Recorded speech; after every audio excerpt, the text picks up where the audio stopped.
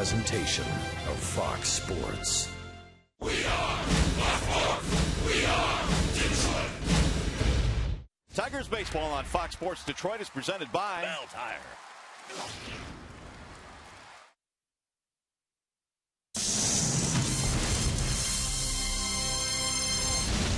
You would be hard-pressed to find a hotter hitter right now in the Tigers lineup than Victor Martinez on the current homestand, 8 for 24. He's hit 4 home runs and knocked in 7. Victor trying to keep it going here this afternoon. Welcome to Comerica Park. Gorgeous day for baseball today. Final game featuring the Tigers and the Minnesota Twins. Hi again, everyone. Welcome to Tigers Baseball. Mario and Pemba, Ron Allen, glad to have you with us here for the series finale. And what can you say about Victor, Rod? He's been absolutely on fire. You know, I'm kind of surprised that opposing pitchers are not pitching around Victor Martinez the way that he's been swinging the bat this first month of the season. Both sides of the plate, home runs, clutch RBIs, you name it, he's getting it done. All right, Robbie Ray goes today, his second big league start. Maybe more of a formidable lineup he will face today than he did against Houston. Well, Robbie Ray throws a lot of strikes. He did as much when he was down in the minor leagues. They wanted him to go down and work on his breaking ball and his changeup. He did that. He started to command both of those pitches. He threw a lot of first pitch strikes in his very first outing, which was key for him because it allowed him to get to his secondary pitches. His mom, his dad, his fiance, they were also here in attendance. He'll have a chance to settle in this afternoon, making his second start here on Mother's Day. Yeah, today is Mother's Day, no question about that, and I know that you and I both have some special greetings today. Absolutely. I'd like to wish my mom very, very happy Mother's Day. She's out in Santa Monica, California, and also my lovely bride, Adrian. She's in Arizona today. Happy Mother's Day. I love you both dearly. All right, and my mom, Rose, checking in today in Clinton Township, and wife, Kathy, as well. We thank you for all you do for us. Mother's Day here at the ballpark. When we come back, we'll send you to Shannon Hogan in the Call Sam Studios. A lot of pink at the ballpark today. Happy Mother's Day from the Tigers. Tigers Twins next.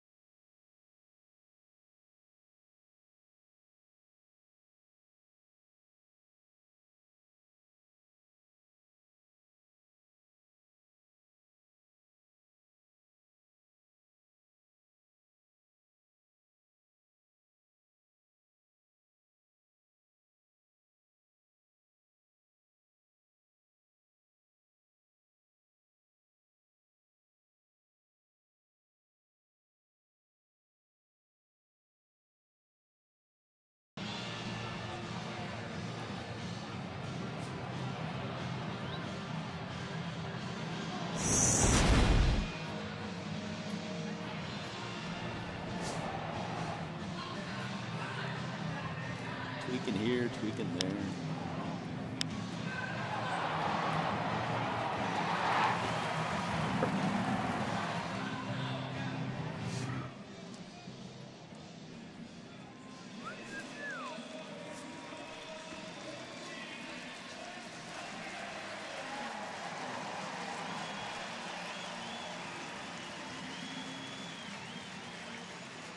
Detroit Rock City.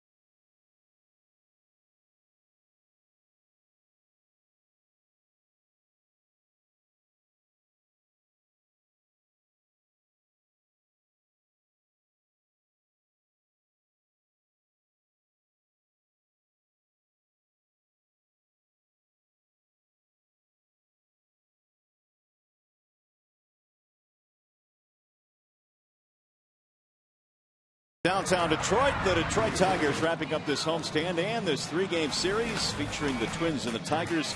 Minnesota starting lineup presented by the Metro Detroit Chevy dealers. Brian Dozier, he is hit for some power this year. Homer in the ball game yesterday. He'll lead it off. Mauer and Plouffe to follow. Then you've got Calabello, Pinto, and Nunez in the middle.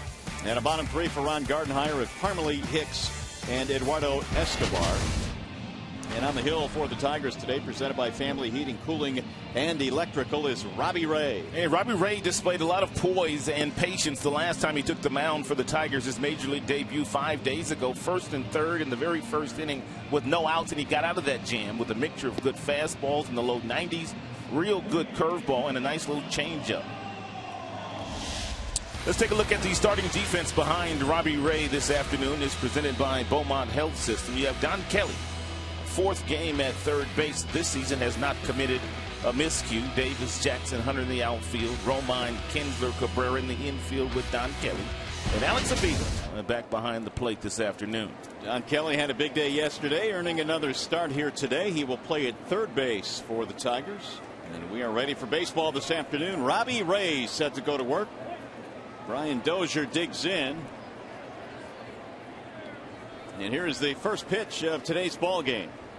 Dozier looks at a ball high, 1-0. Dozier, Mauer, Plouffe here this afternoon. .236 batting average, but 9 homers this year for Dozier. You don't want to give Dozier anything inside that he can pull. High fly ball, shallow center field. Jackson coming over. And our first out of the ball game is recorded. Nice job there by Robbie Ray. Dozier has tremendous power to the pull field. Most of his home runs, if not all of them, have gone to left field. Here's Joe Mauer. Back in the lineup yesterday for the Twins. Mauer had missed about a week with back spasms. They decided not to put him on the disabled list. Had a base hit in yesterday's ball game, 1 for 3. And Mauer, as he normally does, lurking around the 300 mark. Batting .297. Usually takes the first pitch. And Ray delivers a strike 0-1. He will do that 90% of the time. A couple of homers this year for Joe. Ray now with the 0-1 pitch. And that is tapped foul at home plate. 0-2 on Joe Mauer. And that one got the catcher Alex Avila. Didn't take long. Fourth pitch of the game.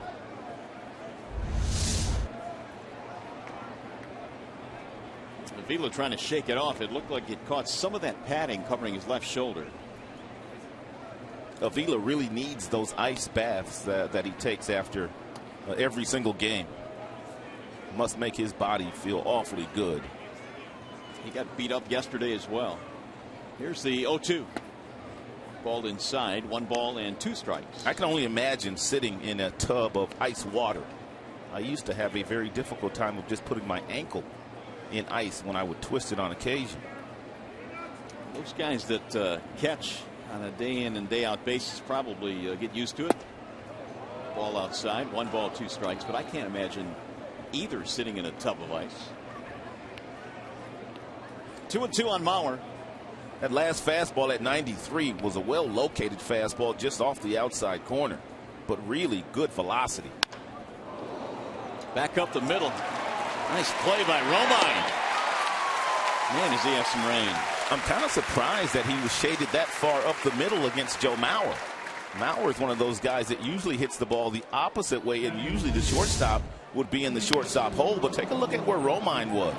He was right up the middle, and that allowed him to make that play and prevent Joe Mauer from getting a single. 2 up and 2 down now against Robbie Ray. Romine has shown an outstanding glove, outstanding range, outstanding arm in his month and a half in a Tigers uniform. Trevor Plouffe is the batter, and he fouls it straight back, 0-1. A whole lot of pink, as you can see. A lot of the players using the pink bats. You've got the pink wristbands. Cabrera's wearing a pink arm sleeve.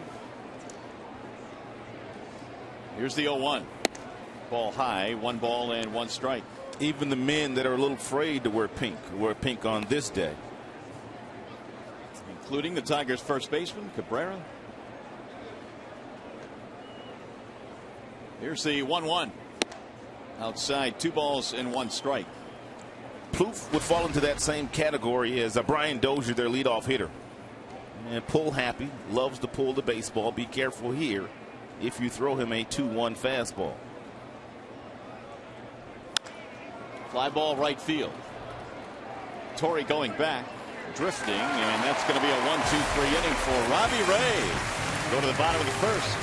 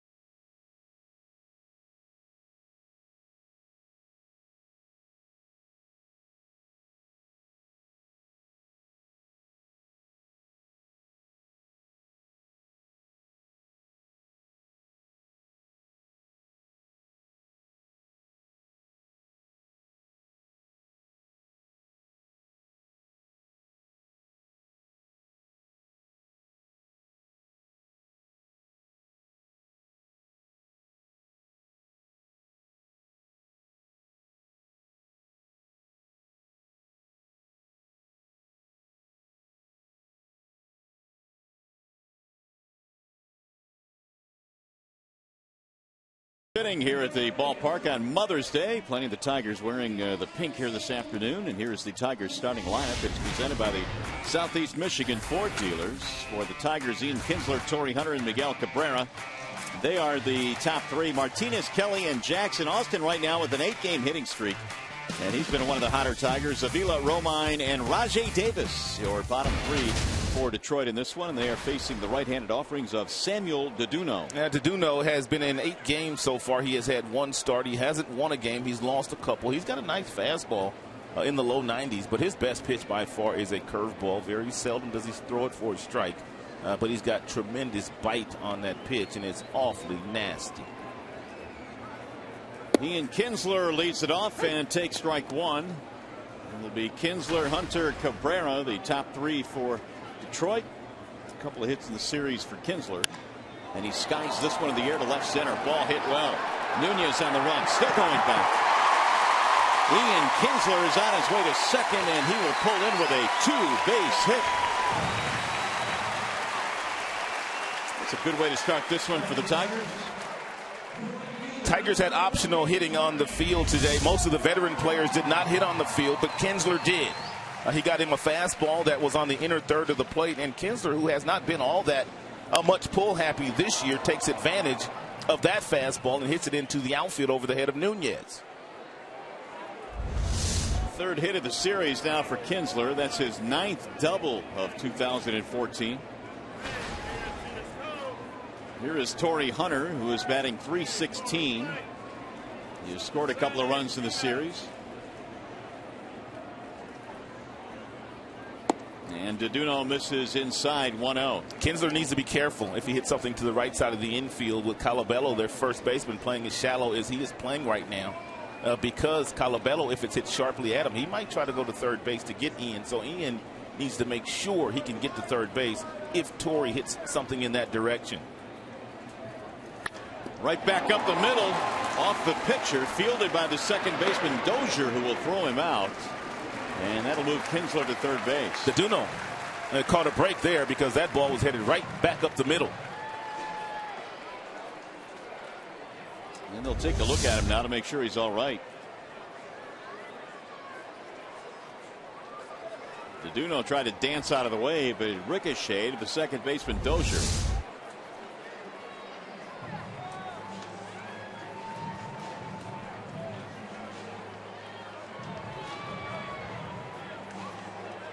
And now Miguel Cabrera with 1 on and 1 out. 28 RBIs now for Miguel, who's knocked in 3 in this series. He is homered. And now he'll try and give the Tigers the lead. Surprisingly, Miguel has struggled in these situations this year. He is just 4 of 13 in getting that runner in from third, less than 2 outs. He'll get back out of play.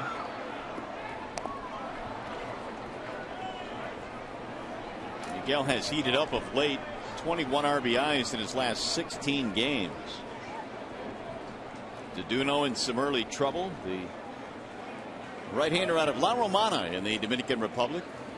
Earlier in the season, Miggy was not really getting a whole lot to hit, and because of that, he was kind of forcing the issue. He was rolling over to the shortstop or the third baseman with regularity, but as Victor Martinez started to heat up in the tail end of April and May, Miguel has gotten better pitches to hit.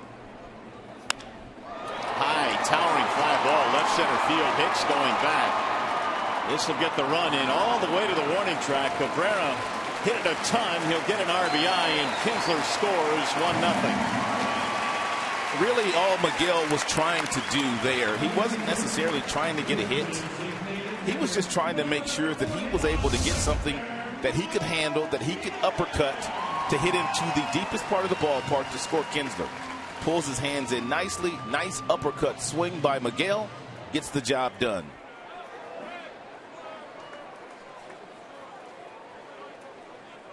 '29th RBI for Cabrera. 1-0 Detroit.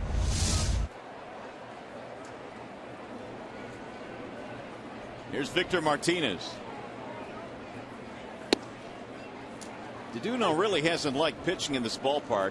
He's 0-2 at Comerica, but his ERA was over 15 in his 2 starts here. And they've gotten him already for an early run. Victor takes low, and the count evens now 1-1 strike. It's been an outstanding homestand for Victor Martinez. Batting .333, contact to damage ratio simply off the chain. Lots of power, lots of doubles, lots of hits.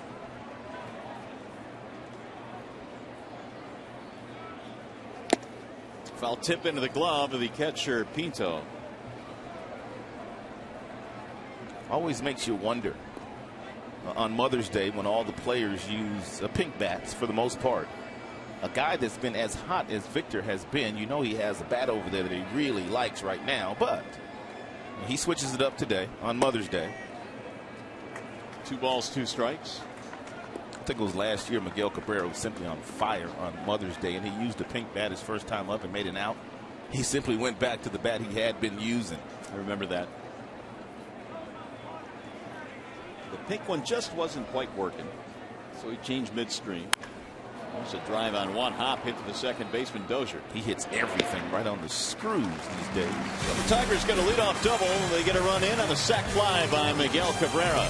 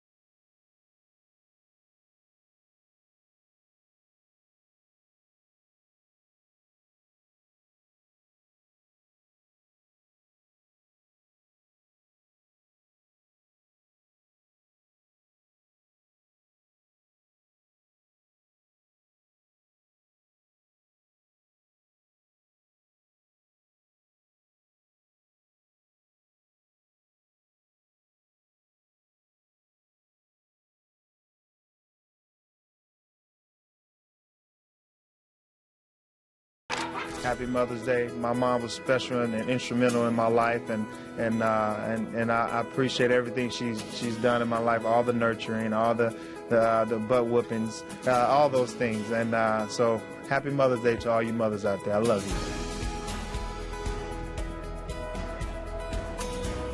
Very well said, Tori. I'm not sure I've ever heard a Mother's Day greeting with the term butt whoopings in there. But, and he thanked her for them spankings, too. I would not thank my mom for them spankings she used to give me. No. Oh, man, Tori's a beauty. No, I would not. Let's go to the second. Miguel Cabrera has knocked one in with a sac fly, and Robbie Ray has an early lead to work with. I wish I would have come up in that timeout era. Instead of the butt whooping era? Yeah, timeout. Go get a switch. Yeah. I didn't like that era either. Go to your room and play video games. There's a ball low and away to Chris Colabello, who starts things off in the second. Colabello, Pinto, and Nunez. Robbie got him 1-2-3 on just 11 pitches in the first. Colabello is 0 for 7 in the series.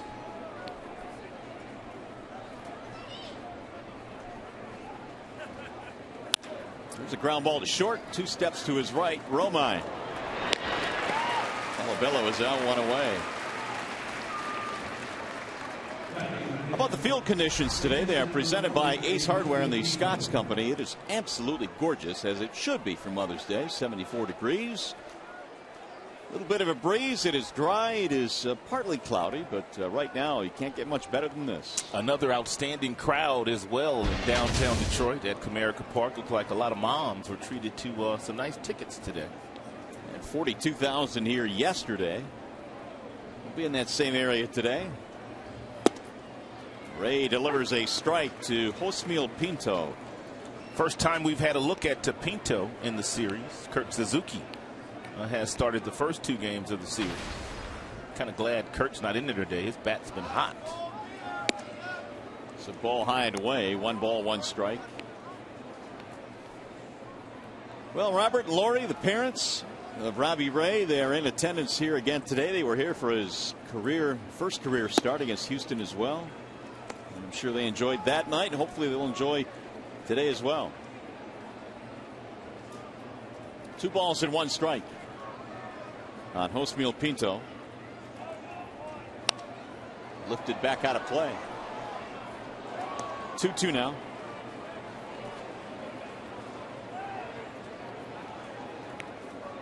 Eduardo Nunez will be next for Minnesota. Tigers' victory yesterday, their 21st of the year, 21-11 coming into play today. Bouncer knocked down by Ray. He'll retrieve it. Pinto is out, and there are 2 gone. Well, we had a tweet earlier today from Robbie Ray. Happy Mother's Day to my mom, Lori Ray. And Robbie delivering that message for his mom earlier today, and I'm sure he would like to deliver another message by pitching well here this afternoon. No doubt. Getting a victory. Well, so far so good. He's retired 5 in a row.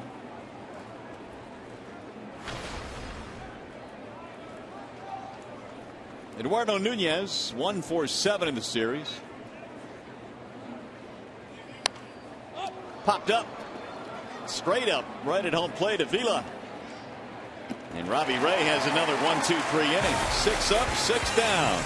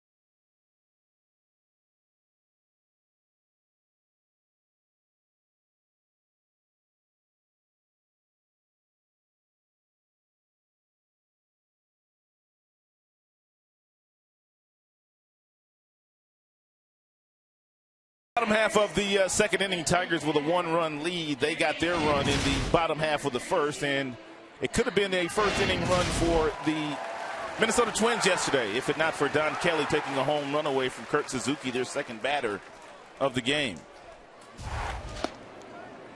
Donnie getting the start at third base here today as he faces Deduno in the second. It'll be Kelly, Jackson, and Avila. Tigers ahead 1-0. Don Kelly batting 5th today. Well, this may be one of the reasons why. The Bernstein advantage brings you the pitcher-batter matchup, and Don Kelly has the Bernstein advantage today. That has to be it. 3 for 6. 2-run homer and a double against Deduno in his career. Lifted back out of play, 0-2. Ask and you shall receive. That is that home run that he hit last year against Deduno. It was a hanging breaking ball that Don Kelly was all over. Nice effort by Parmalee in the outfield, but not able to make the grab.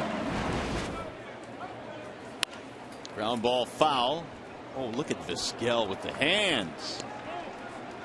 He made that play flawlessly. This is why this guy could probably still play. 24 years in the major leagues as a shortstop, and we did not know this. We speculated this quite a bit, that possibly when the Tigers were having shortstop issues, they were entertaining the thought of possibly Vizquel coming out of retirement. There's some truth to that. When they were having their issues, I mean, there was some conversation about, oh, maybe you ought to start taking some ground balls around here. But of course, there was no need for that now with Worth and Romine. Here's the 1-2 again, and it's low. 2 balls, 2 strikes. You will see many first base coaches just kind of step aside, let it go by. Omar got right in there and scooped it up barehanded. There were so many times during the course of the season in regular games where he would not use his glove. He would simply use the bare hand. Vizquel. Another ground ball, this time just outside of the bag at first. 2-2 on Don Kelly. 355 start this year. A couple of hits, scored a run in the ball game yesterday. And along with that catch that we showed you.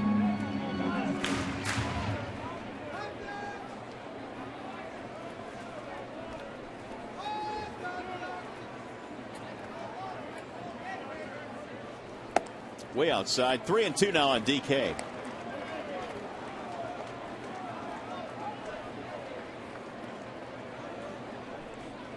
The versatility of Kelly being shown left field yesterday, third base today. The chopper back up the middle. Dozier, tough play. He's stretched down there at first by Colabello, 1 out. Let's take a look at the Minnesota Twins starting defense. It says it is brought to you by Tim Hortons. In the outfield this afternoon is Nunez, Hicks, and Parmalee. Escobar at third base, Santana at shortstop, Dozier, Colabello, Suzuki. That's not right. We'll get you the proper defense here in just a moment. In the meantime, Jackson steps in with an 8-game hitting streak, a .303 batting average for the year for AJ. And a bender that drops in 0-1. Jackson with 10 RBIs. He's had a good series. He's doubled. He's 4 for 8. The 0-1 pitch. And really quietly, Jackson has had himself a nice season because he's batting lower in the lineup. Doesn't really receive a lot of the attention he did when he was leading off. Or the criticism. Good point. The 0-2. Outside, 1-2. Well, we promised you that the Minnesota Twins had a starting defense out there, and Escobar is in there. He's just at shortstop today. He is not at third base. Dozier has already made a really nice play at second base and has made several nice plays in this series. That defense always sponsored by Tim Hortons. 2 balls, 2 strikes on Austin Jackson. 1 out, nobody on. Tigers lead 1-0. Got him. Strike 3 to Duno. Ooh, good fastball there by Duno. 91. And that is his first strikeout of the game. He will not pitch inside all that much this afternoon, but he does right there, and he freezes Jackson with a nice little cutter. That's his cutter there at 91 miles an hour. Here's Avila now with 2 outs. Avila's been swinging at a lot of first pitches, especially fastballs. He is not letting them go by these days.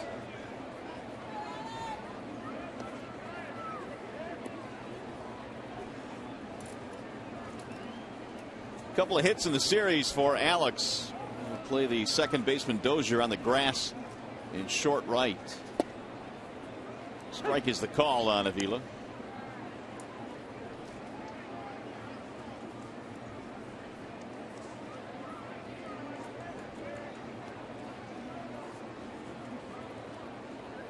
Here's the 0-1.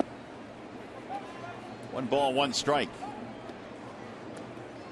Duno last year made 18 starts, 8-8 record, pretty good ERA for the American League at least, 3.83. He was lights out for the Dominican team, the World Baseball Classic last year. Pitched the winning game for Dominican Republic, a wave and a miss. Dominican did not lose a game last spring during the World Baseball Classic. And a good part of the reason why Duno gave up just 1 run in 13 innings. Their staff was unbelievable. I believe Fernando Rodney probably saved every single game. Here's the 1-2.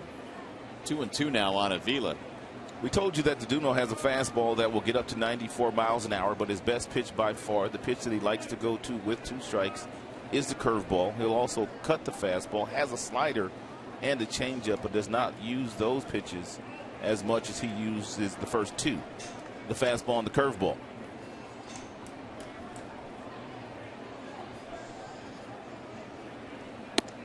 Ball high, up and in, 3-2. Threw a changeup there, and you can just tell that not much of a feel for that pitch for Duno.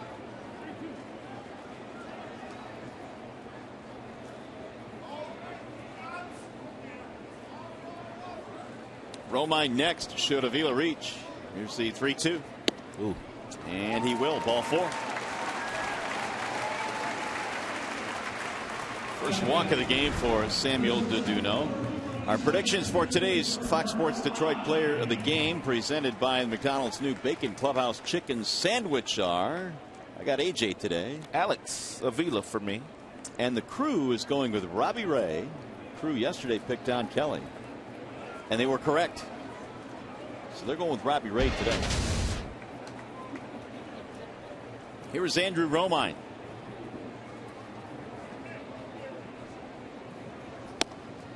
Here's a ball low to Romine. Although, Rod, there were some whispers before the game today that the crew actually did change their pick after the catch that Kelly made. Did they really? Now they're just whispers. I'm not pointing fingers or anything. They're just whispers. Man, I can't believe they would do something like that. Neither can I. 2 balls, no strikes.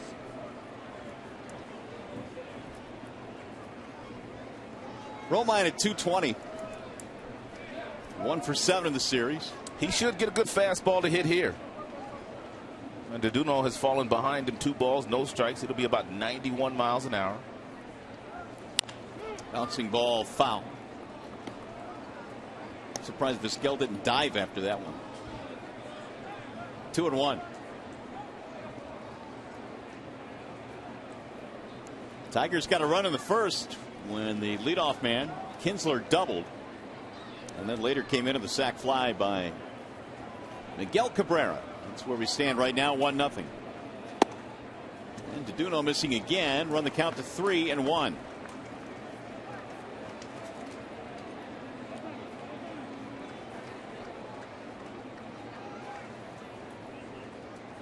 Rajai Davis on deck.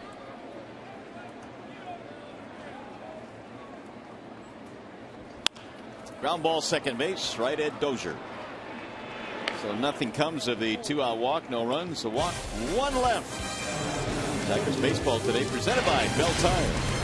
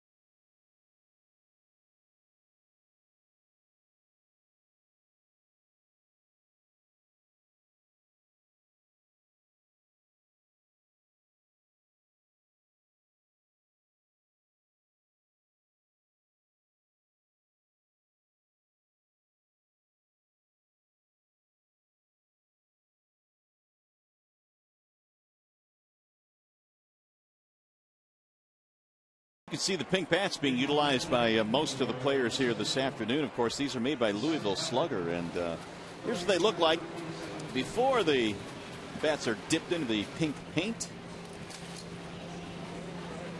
Really a neat process to watch how these bats are made. You ever go to a Louisville Slugger or a bat factory? I have gone to the Louisville Slugger factory. Is it pretty cool? It's really cool.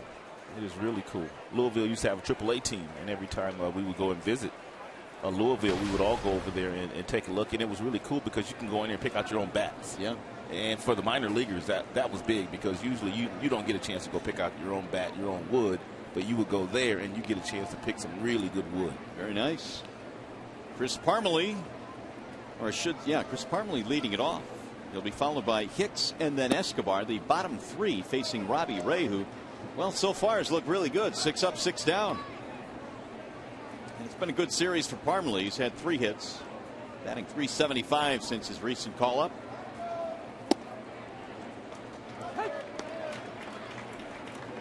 One and one the count. Parmelee is playing so well right now that Ron Gardenhire, the manager of the Minnesota Twins, elects him to play against the left-hander Ray, who has done marvelous work this year against left-handed batters. Left-handers down in the minor leagues just over 200 against Ray. And that's why. That's the pitch he went down there and worked on, that curveball, getting a better feel for that pitch. Parmelee came up in part because of the good numbers he had down at AAA. At one point, a 15-game hitting streak.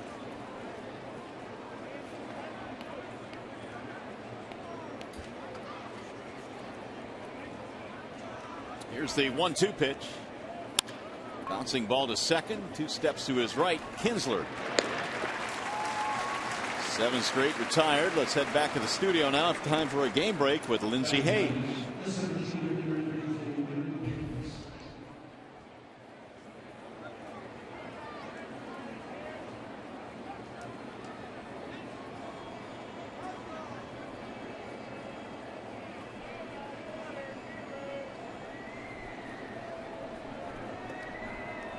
All right, Lindsey, thank you. Here's what it looks like in the East. Of course, the Tigers are headed to Baltimore next. They're all bunched up.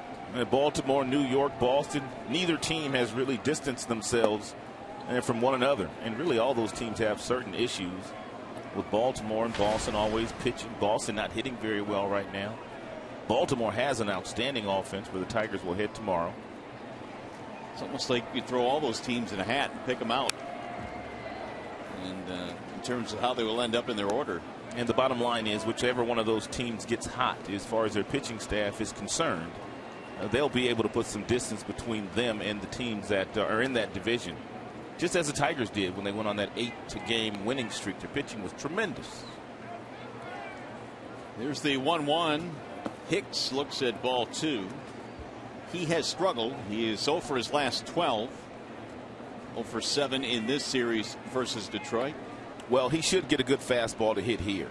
I mean, these are the counts that you live for in the big leagues. Left-hander throwing about 90 to 91, and you're in a predictable fastball count. And he took it for a strike. 2-2. So what is that telling you? Thinking a little bit too much. I think it was a changeup, though. Good pitch by Robbie Ray at 84 miles an hour. Led beautifully by Avila.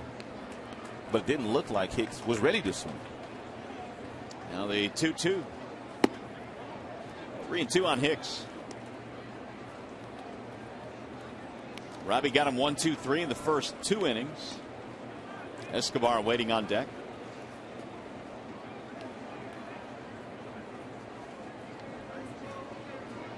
Now the full count pitch. Walked him. First base runner of the day for Minnesota. That'll bring up Escobar.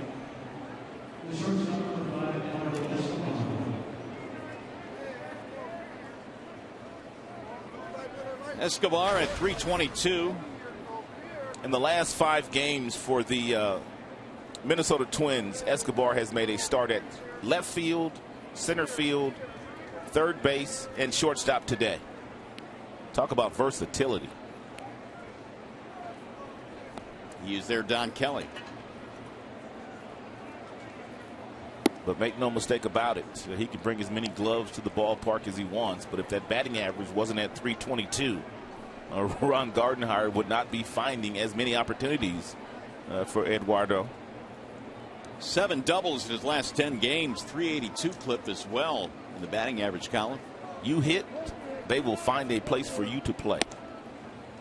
2-0 the count on Escobar. That is the one thing that has never, ever changed in this game. Not likely to change in the future either. He's got himself in a good count here, 2-0 against Ray. Yeah, Ray can't continue to pitch in these types of counts today and have the kind of success that he had 5 days ago against the Houston Astros.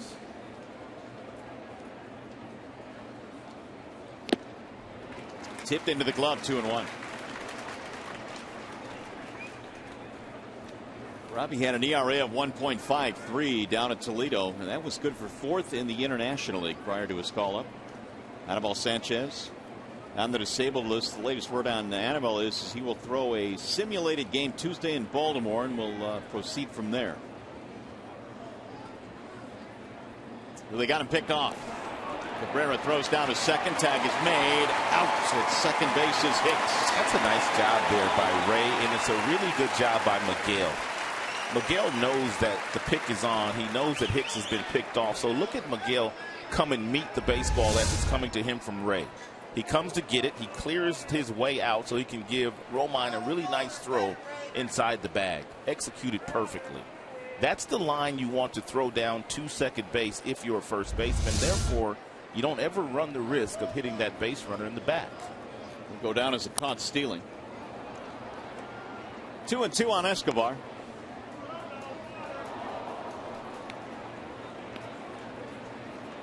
Now that's something that we were talking about a little bit today. So Avila really had nothing to do with that, but yet he gets credit for caught stealing. Well, I was a little confused in the stats. Yeah, he will get credit as that soft line drive will drop into left center field. Let's see if he tries for 2. He's going to try. Here comes the throw into second base, and he is in there with a double. First hit of the game now for Minnesota. Getting back to what you were talking about, he leads the American League with 11 runners caught stealing on the season, but he has actually thrown out 8. But there are 2 separate stats that they keep for that. Hanging breaking ball there thrown to Escobar, and he gets his 9th double of the season. First scoring opportunity for Minnesota with 2 outs. Here's Dozier.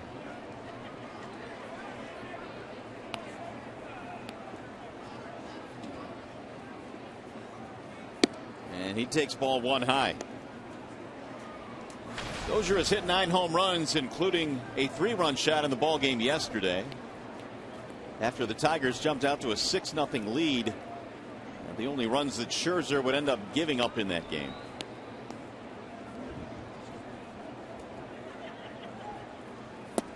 And really for Max yesterday, he had to kind of fist fight his way through that start. He really couldn't command his slider all that much, and by the end of the day, though, Scherzer put his team and himself in a position to win. That's what good pitchers will do, and despite not having your best stuff.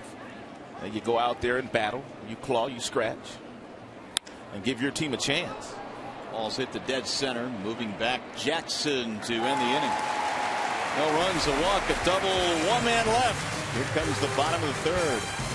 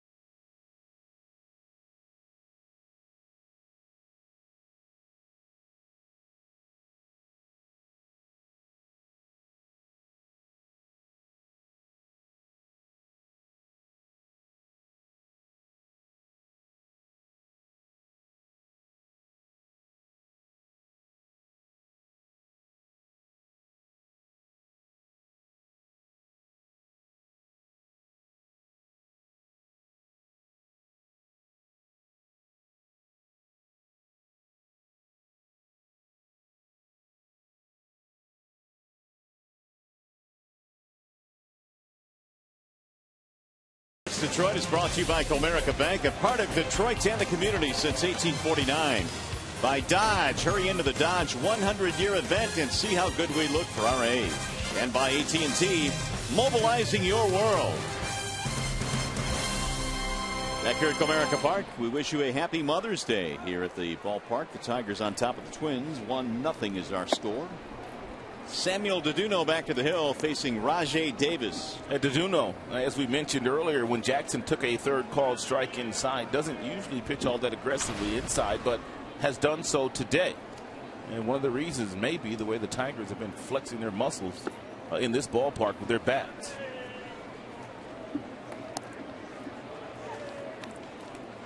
Two balls, no strikes on Davis. .313 batting average. And he is 1 for 4 in this series. That's a strike called by Clint Fagan, the home plate umpire today. Davis, Kinsler, and Hunter in the Tiger third. Spins him out of there. Almost hit him. 3-1.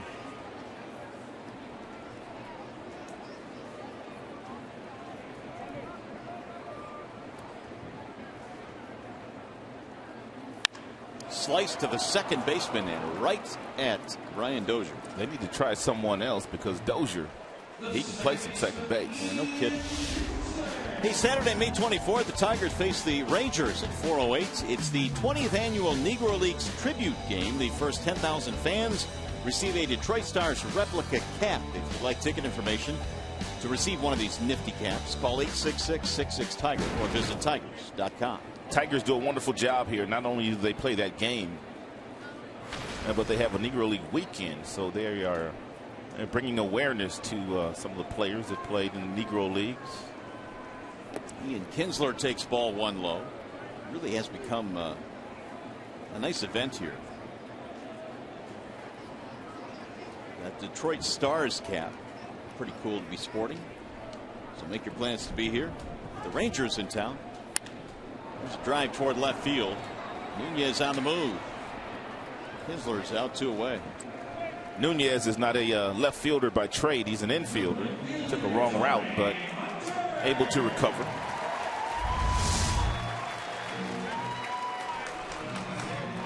Good pitch there to hit by Ian Kinsler. Does he need a GPS out there? He did. Or Siri. One of the two. Siri. Where will this ball land? Take a right turn. You ever use that? I do. Occasionally. There's a strike on the outer edge.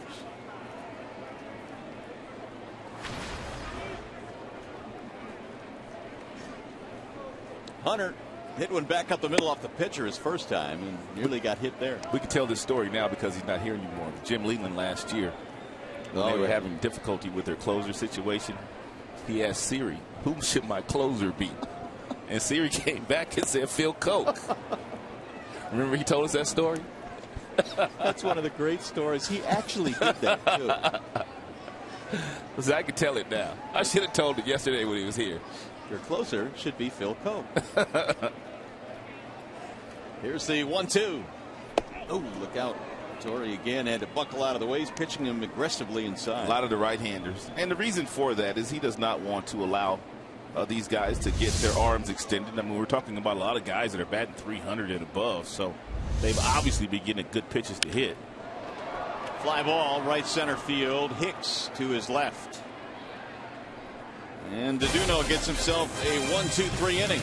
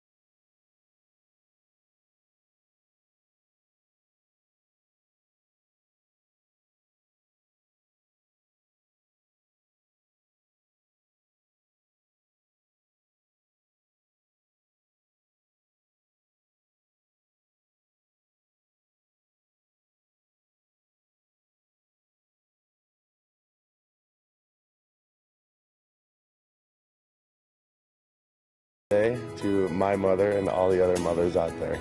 Mom out there, how's it going? Happy Mother's Day from the park here in Detroit. Mother's Day wishes from Ian Kroll and Max Scherzer. And Max yesterday went 6 innings, walked 4 in the game, struck out 6. And the 116 pitches, the most he has thrown in any start, but he got the win.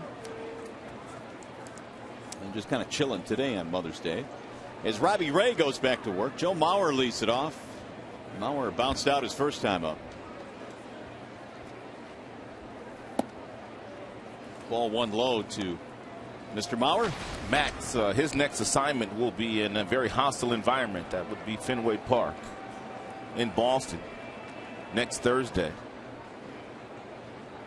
Baltimore, Boston, and then Cleveland on the next road trip.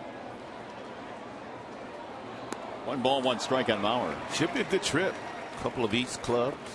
Baltimore Orioles in first place.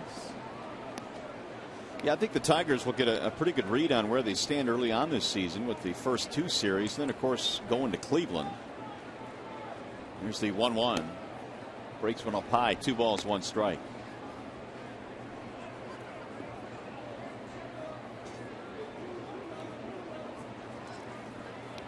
Robbie Ray started the game by retiring 7 straight before issuing a walk. 3-1 on Mauer. 7 of the 10 years that Mauer has been in the big leagues, 7 of the 10 he has hit 300 or better. And that's why he is a career .322 hitter. 3-1 pitch. Toward left field, Rajai Davis drifting a couple of steps. That ball almost made it to the warning track. 1 out in the 4th. We'll bring up Trevor Plouffe. Well, just a reminder as you enjoy a cold one to look forward to Miller Time later in today's game. It is brought to you by Miller Lite.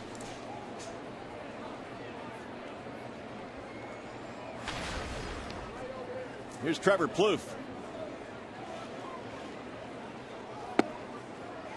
There's a ball low. Speaking of the Red Sox, what is your take on their start? They are 18-18, 500 right now. Well, offensively, they really have not gotten on track. I think their batting average as a team is like 244.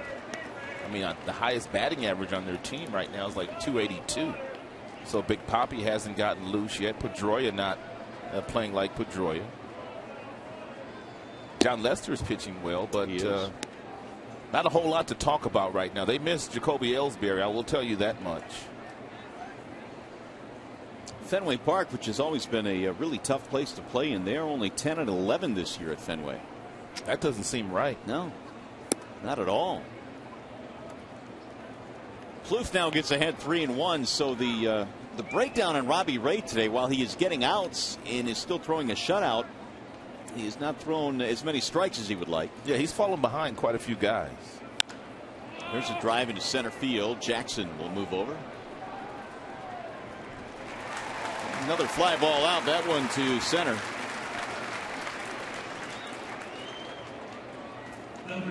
Oh, there you go. Just 3 of 12. And first pitch strikes.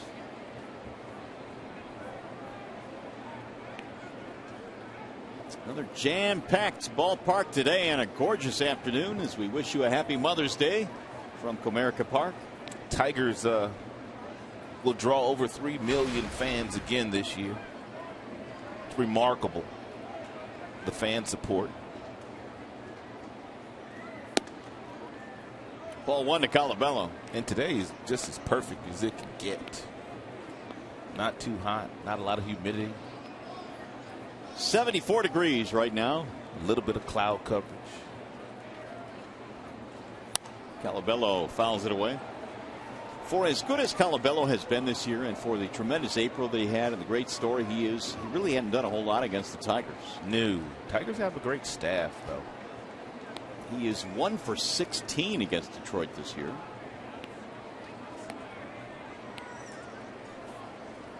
.30 RBIs, though, and he's hit 4 home runs. Ball high, 2-1. Release point not there yet today with that curveball for Ray. But what he needs to do is continue to throw it as he did last time till he gets that a good arm slot, which would allow him to get the ball down. Most of his curveballs today thrown have been up in the strike zone. 2-2.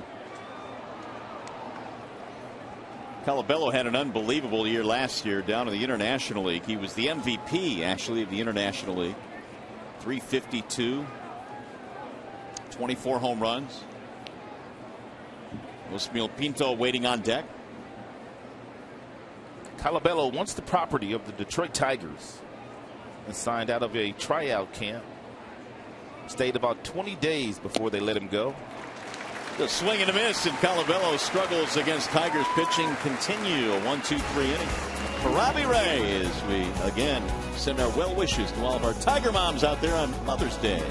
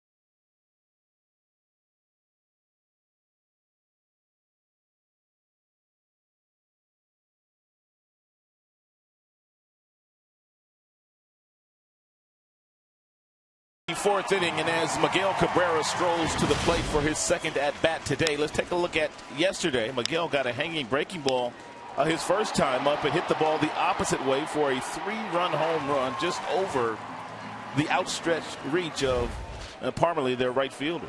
And look at what Martinez and Cabrera have done against the Twins. Career-wise, they've been awfully good. And that duo will bat here in the fourth inning. Miguel followed by Martinez and then Don Kelly. The Tigers lead 1-0 on the Cabrera sac fly in the first inning. It was his 29th RBI of the year as DeDuno bounces one in. 1 ball, 1 strike.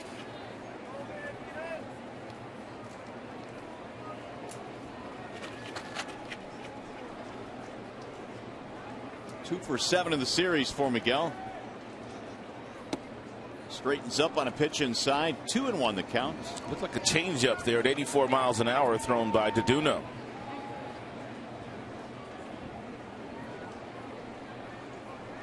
DeDuno has also had big league time with Colorado, San Diego. Another bender that spins inside. 3-1. I was talking to Wally Joyner this morning about DeDuno, and he said that DeDuno is one of those guys that can go through a stretch in a game where he could be really, really good or really bad because he lacks command at times. But if he is commanding his pitches, he could be awfully tough. Base hit left field. Leadoff single for Cabrera here in the fourth. He threw Miggy quite a few changeups and breaking balls in that at bat, but before he was forced into throwing Miguel a 3-1 fastball. Miguel was looking for it and able to get out in front of it, and he ripped it right past Plouffe and Escobar on the left side of the infield. It's very hard to get in that kind of position every single swing. Very seldom do you swing Miguel Cabrera off balance when he swings the bat.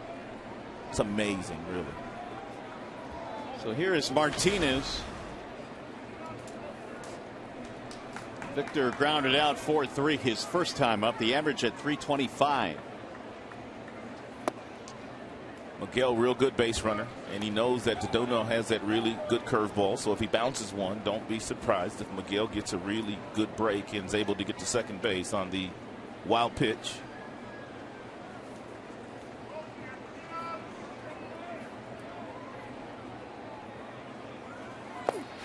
Bouncing in, 2 balls and no strikes. We're talking about Wally Joyner and his influence on this Tigers team. The Tigers actually have Joyner as the hitting coach and Darnell Coles is the assistant hitting coach. And sometimes Darnell gets kind of lost in the shuffle back there, but he has had an impact as well. DC is a hard worker, always hanging out in the cage. As a matter of fact, he's probably in the cage right now listening, waiting for someone that wants to come down there and take some swings. This is a really good coaching staff that the Tigers have put together. Good people, too. They are that. Now the 2-0. Outside, 3 balls and no strikes. Don't know for sure, but Victor might just take one swing here. 3 balls, no strikes. Usually guys that are career 300 hitters, they don't like to swing 3-0, but this might be one of those situations where he cheats on a fastball and tries to hit it out of here. He's got 8 homers already this year.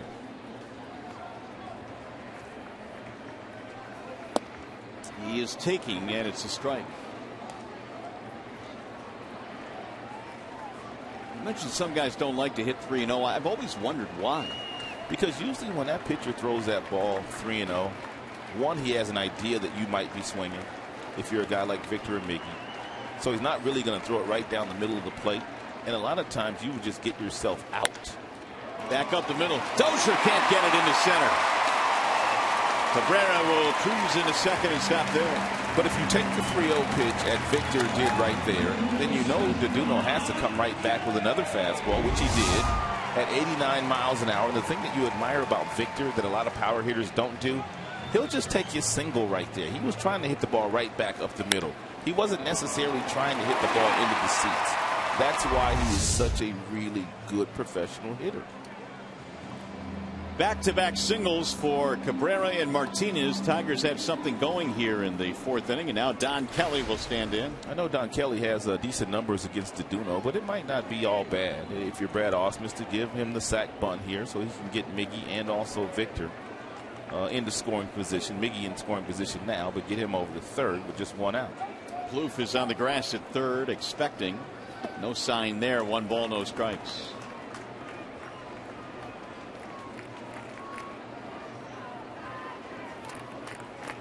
Dave Clark running through the signs in the box at third base. He's a nice little traffic cop down there, isn't he? That he is.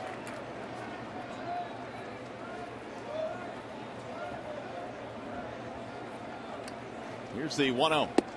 Outside, 2 balls, no strikes. And Dave takes a look in. He gets the sign from Brad Ausmus. There's no sign on, but he's reminding the base runners line drives, freeze on their line drives. Take a look to see where your outfielders are playing. It's nice to have somebody remind you of all these things pitch to pitch.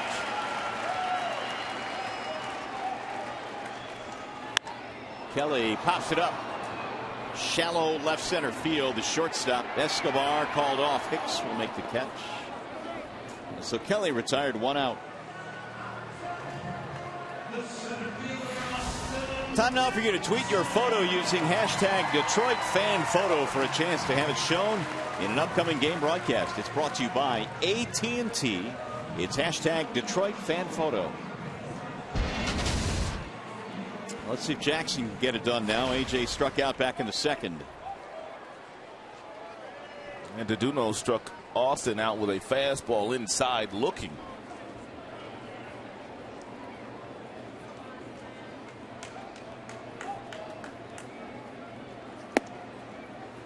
In there for strike 1.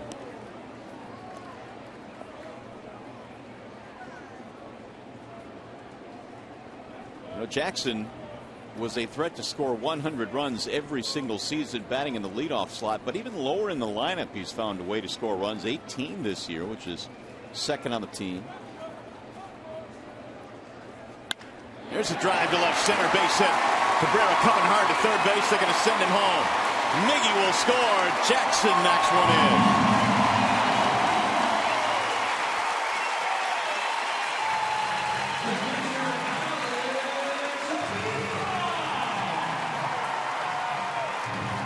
Nothing Detroit. And DeDuno throws so many curveballs that he's bound to hang a few, and that one was hanging, and it was screaming, "Hit me," to Austin Jackson, and that's exactly what he did with it. Miguel with a really good break off of second base, great base running instincts, able to score rather easily.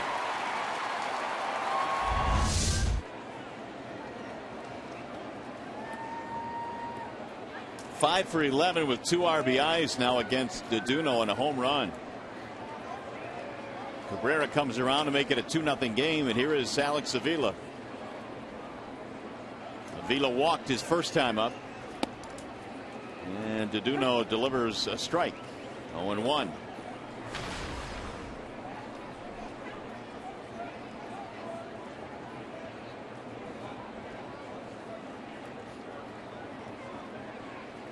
Two runs on 4 hits for Detroit.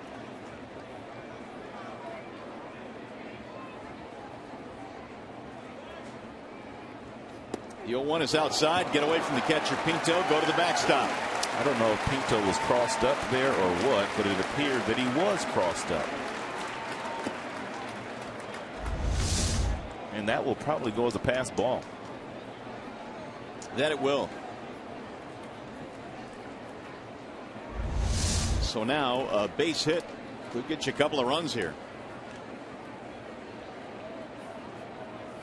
You can bring the infield in halfway now. With runners at second and third, already 2-0 Detroit. And the reason they don't come all the way in is that they do not believe that Victor Martinez will try to score on anything on the ground. So they're giving themselves a little extra room by playing a little deeper than they normally would. Whoa, that ball comes bouncing in and it hits Avila. It's going to load the bases.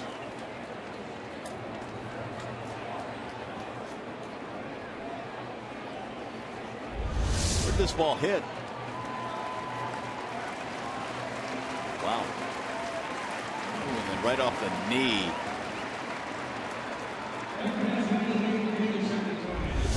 As if he doesn't get beat up enough behind the plate.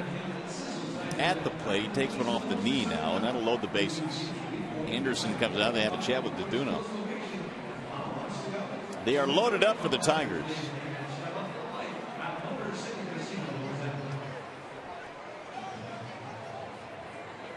Andrew Romine will be stepping in.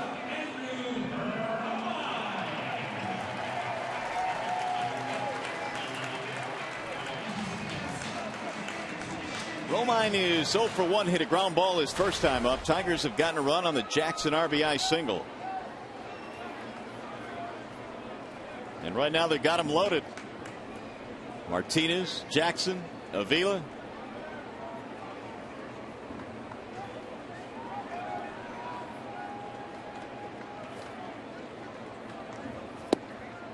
Strike called on the outer edge.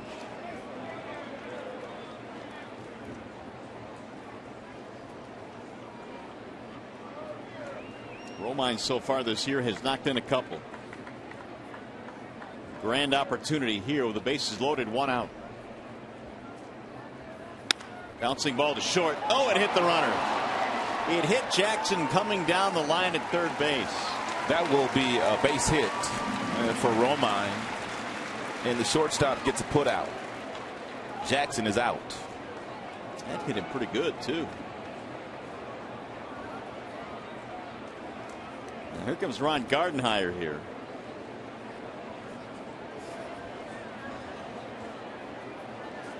Gardenhire is trying to get 2 outs out of this some kind of way. I guess what he is saying, and really I don't think Jackson is this heads up to do something like this, to stand there and allow that ball to hit him to prevent them from turning a double play. This is a double play ball if it doesn't hit Jackson. It's hit that hard, but the ball hit Jackson. And Ron Gardenhire, I believe, is trying to sell the umpire as to the fact that Jackson did it on purpose. But I don't think so. I don't think so either. I think if the ball wasn't hit nearly as sharply as that, maybe you could sell that. That thing was a rocket. It's no doubt a double play ball, though, if Jackson does not interfere with the baseball.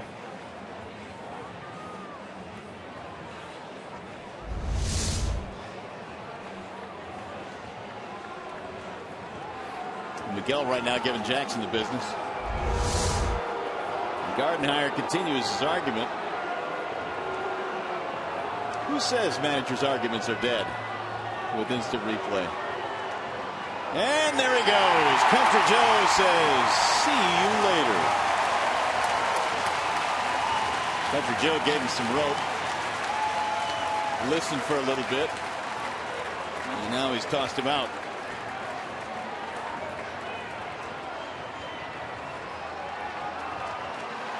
Now Joe giving it right back to Gardenhire, who will depart the scene. Oh, Country Joe thought he was going to have a real quiet afternoon on Mother's Day.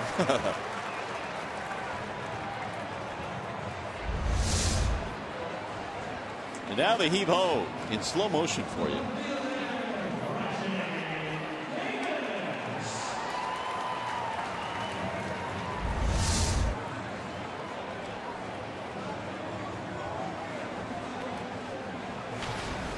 And Romine, he's the one that kind of makes out, though. So here is Rajai Davis.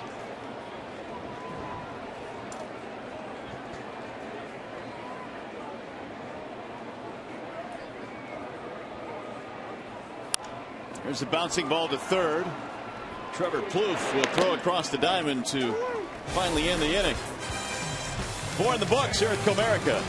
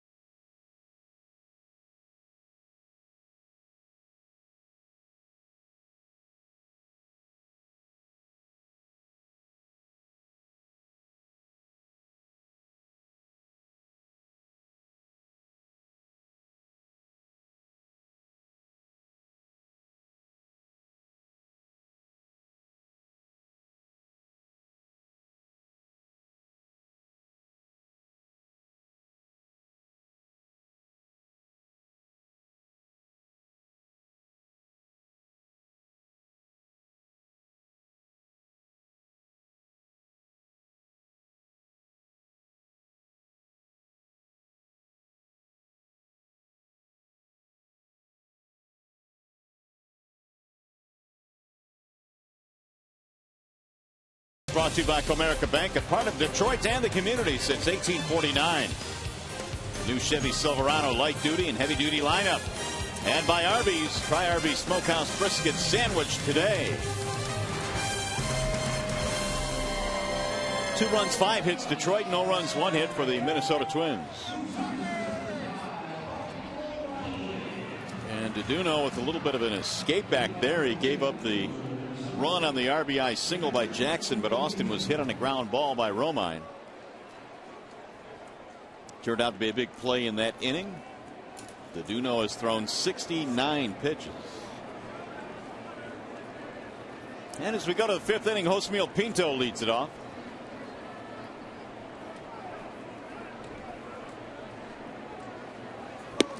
Offers up a bunt and lets it go by for a strike. Pinto, Nunez, Parmalee.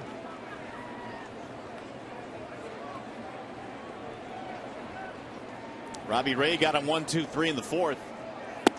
Wave and a miss, 0-2. Robbie, in fact, has gone 1-2-3 in 3 of the first 4 innings. Gave up a walk and a double in the 3rd, but no damage. Now the 0-2. Bounce again, 1 ball, 2 strikes.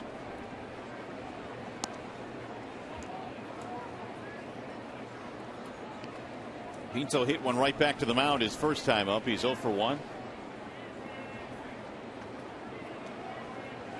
And the 1-2. Lifted foul back out of play. It's back-to-back pitches that Avila wanted up in the strike zone. Fastballs, that one at 90, but he did not get it up as high as Avila wanted it.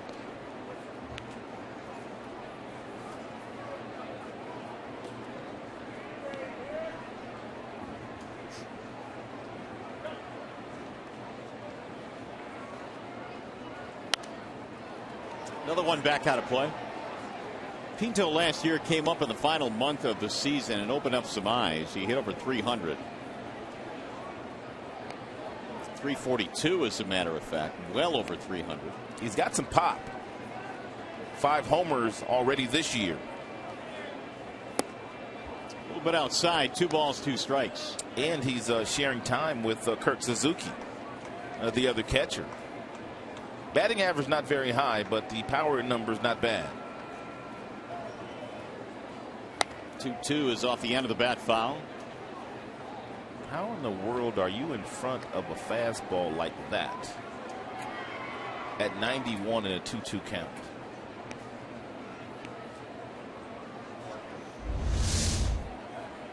Look how violent the front side is, and he pulls off that ball, and he's not even seeing it, and that's why he's batting 226, to be quite honest with you. 3-2 now. Well, Pinto is an accomplished minor league hitter. 309 last year in the minors. He spent about 7.5 years in the minor leagues. The full count pitch. Bouncer right back to Robbie Ray again. 1 out. So Ray retires the first man here in the 5th. Change up here at 83 miles an hour. And Pinto is fooled and out in front and right off the end of the bat. Comebacker to Robbie Ray. Robbie's ratio through 62 pitches is not all that good, yet you look up on the scoreboard, he's allowed just 1 hit. Here is Eduardo Nunez. He's fallen behind many of the Minnesota Twins hitters this afternoon, but they really have not taken advantage of some of the friendly fastball counts they've been in. And you have to also give Avila some credit because Avila has thrown some breaking balls and changeups in some of those fastball counts.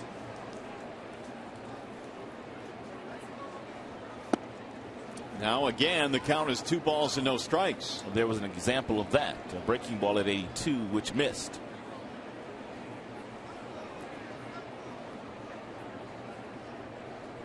Here's the 2-0. High 3-0 now on Eduardo Nunez.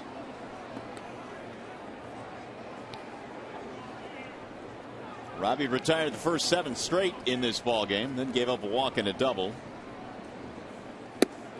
And that is in for a strike. Nunez was headed to first base, called back by Clint Fagan. Chris Parmelee waiting in the on deck circle.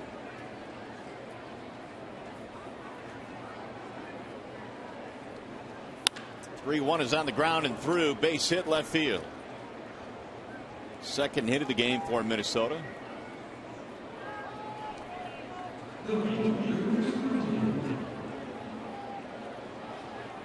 Xfinity is telling us that the top fastball so far this afternoon thrown by Robbie Ray, it was clocked at 93 miles an hour.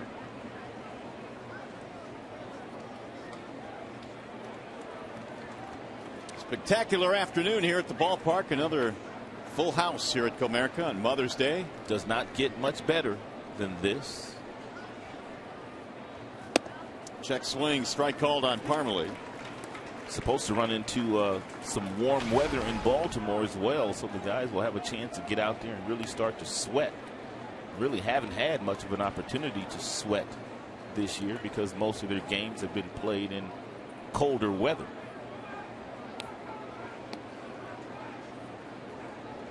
Here's the 0-1. That is something that the former manager Jim Leyland used to always talk about when he would get with the media sometimes early in the season. It would be May, it would be June. He says, well, heck, my guys haven't even started sweating yet. Well, you're right. They'll get a chance to sweat in Baltimore, which is usually a city where it is very warm in the summer. Temperature to be getting into the 90s in Baltimore. Beautiful ballpark. That is one of my favorite road stops, the ballpark. The 0-2 inside and high. And Avila had to go up to get that one.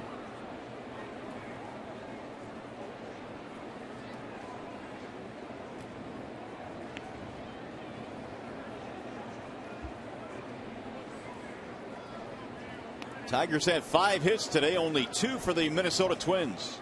2-0 Detroit, single runs in the first and fourth.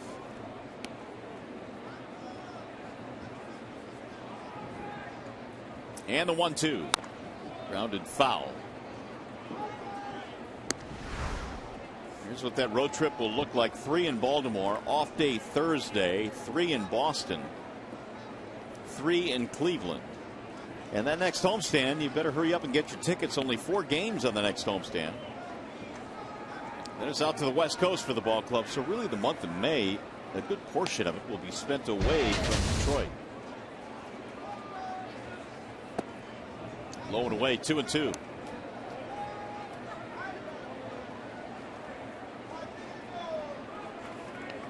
Robbie Ray was an all-star last year in A-ball in the Washington organization.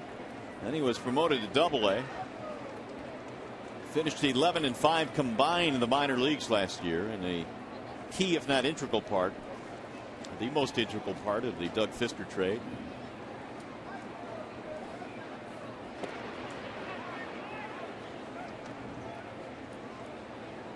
And Doug did not fare too well in his first start with the Washington Nationals.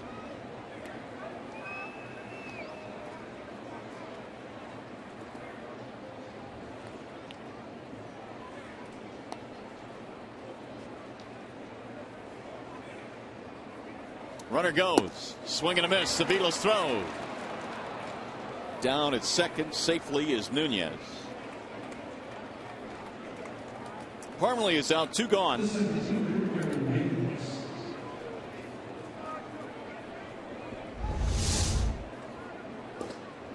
Good pitch there thrown to the bottom of the zone that gets Parmalee to swing right over, and it almost was a interference call there on Parmalee. It's pretty close.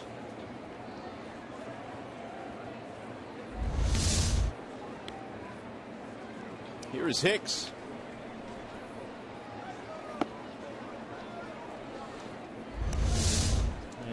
Parmalee takes this swing and he almost gets right in the way of Avila.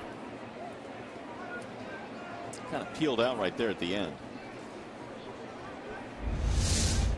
which probably saved him from the interference call. Hicks walked his first time up.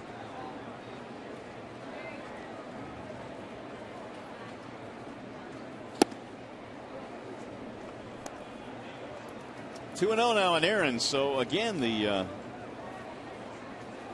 left-hander Robbie Ray falling behind. Good hitters count here for Hicks. Yeah, the Twins today have managed only 2 hits so far. Robbie living on the edge a little bit. Here's the 2-0. That's in there, 2-1.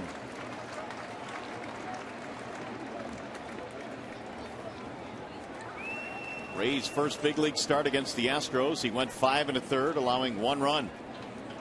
Walked only 1 in that game. Tigers beat the Astros 11-4.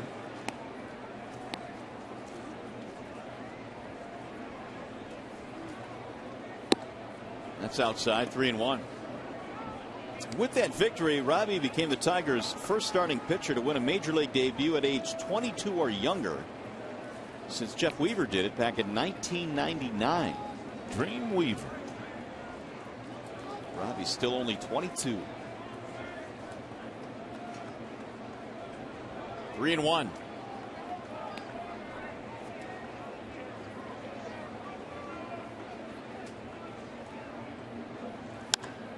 That's in the air to center.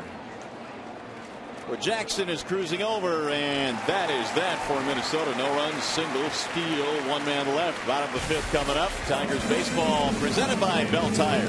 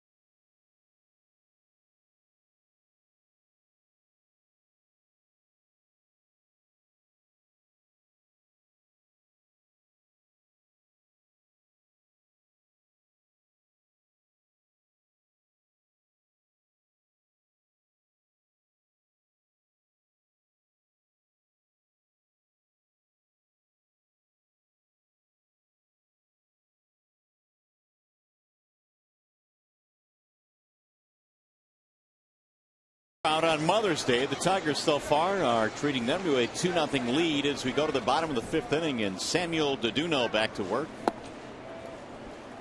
Top of the Tigers lineup, Kinsler, Hunter, Cabrera. Ian had a double in the first and eventually scored the game's first run on a sac fly by Cabrera. Ball up and in.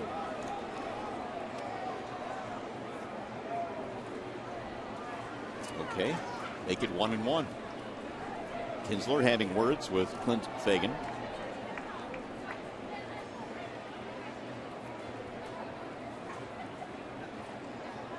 Now the 1-1 pitch. 2 balls, 1 strike.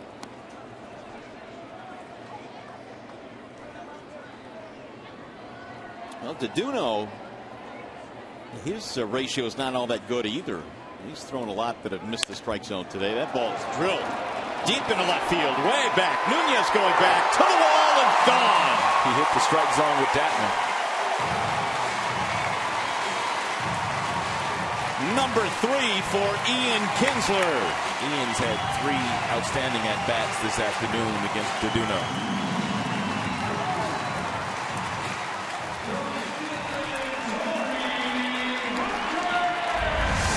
Ian cheats a little bit on this fastball. He's in a fastball friendly count, opens up the hips. He's looking to do damage and does just that.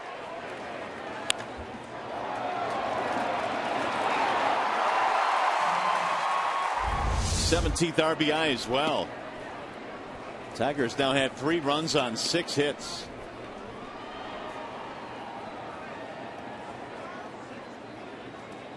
Hunter is 0 for 2. Ball in.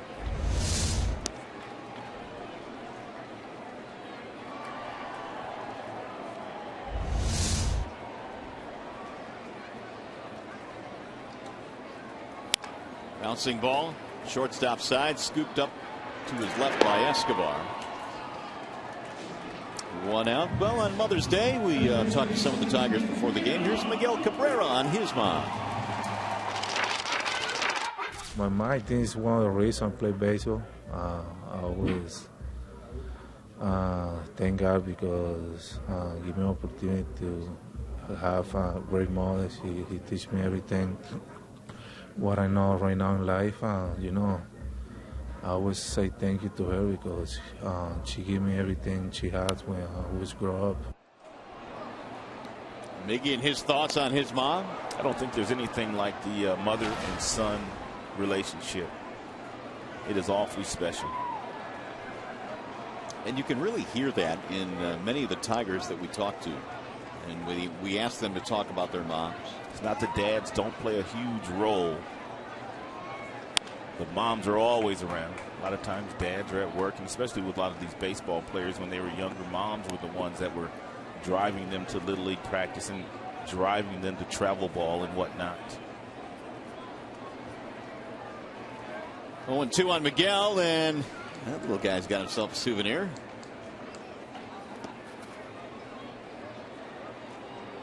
One and two. Miguel's mom was a really good softball player, and she played on the Venezuelan national softball team. So no doubt she taught Miggy a lot about baseball. Apparently he was a good learner. He's got a single, a sac fly, and an RBI in this game today. There's the 1-2. DeDuno continues to go inside aggressively against a lot of these right-handed batters, but he's not necessarily going in there for a strike. He's going well off the plate inside. There's his breakdown. Nearly as many balls as strikes in this game. There's a wave and a miss, and he got Cabrera to go swinging. 2 outs. The previous fastball inside set up this really good breaking ball thrown to Miguel in the 2-2 pitch. DeDuno buried this one down, and he got Miggy off balance. And very seldom do you see Miguel out on that front foot.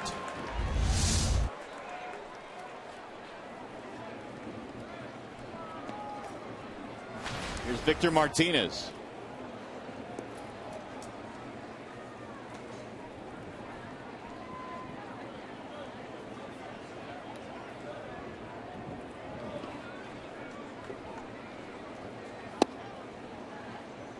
Strike 1 to Victor.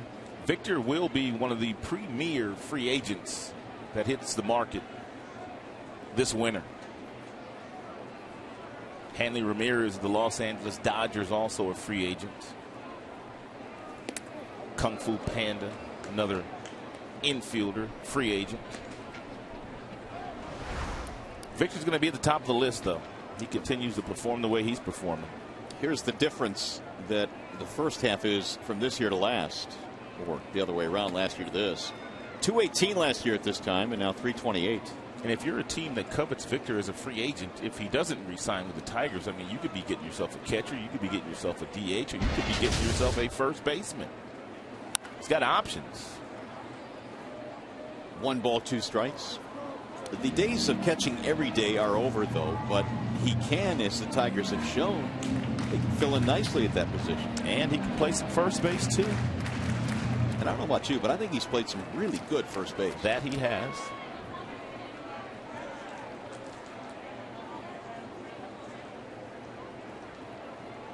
One ball, 2 strikes.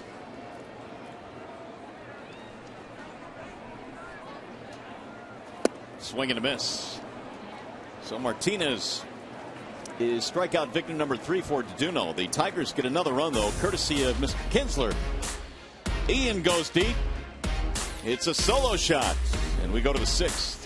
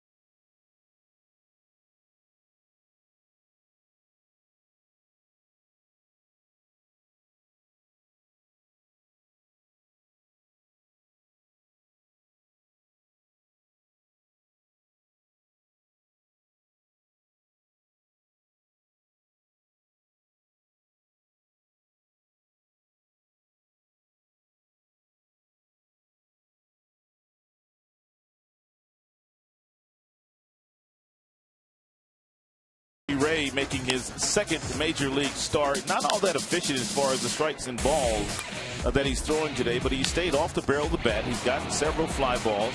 He's also picked off a runner at first base. Also, a couple of strikeouts this afternoon by Robbie Ray. He's thrown a good fastball. He's demonstrated a nice breaking ball. Not much feel for the changeup so far here today. So to this point, Robbie has backed up his first start, which was a good one, with another fine one here today as he goes to the 6th inning. And throws strike 1 to Eduardo Escobar. Yeah, rumor has it that Anibal Sanchez, as you mentioned, will throw a simulated game in Baltimore, and he is scheduled to possibly get the ball in Boston. Fouled back out of play, 0-2. Which means the Tigers will have a decision to make, but they're always pleasant decisions when you have guys like Smiley and Robbie Ray that are pitching well.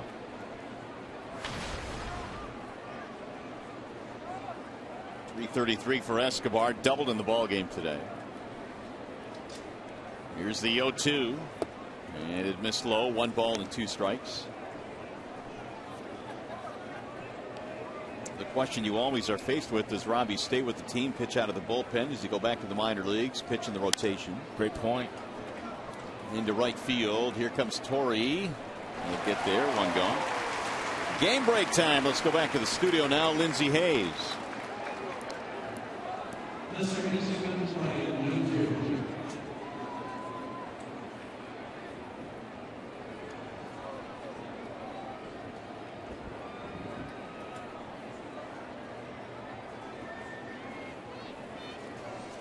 All right, Lindsey, thanks. Here it is 3-1 or 3-0 in favor of the Tigers. We go to the 6th inning here, and Robbie Ray just continues to pitch well.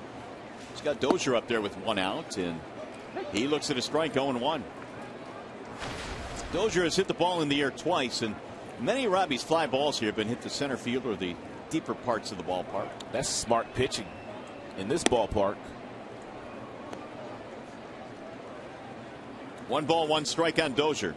Took Tigers a very long time before they found just one left-hander to pitch in their rotation. Now they have 2 lefties in the rotation. Drew Smiley back in there this year after pitching out of the bullpen last year. Robbie Ray for the time being now in the Tigers starting 5.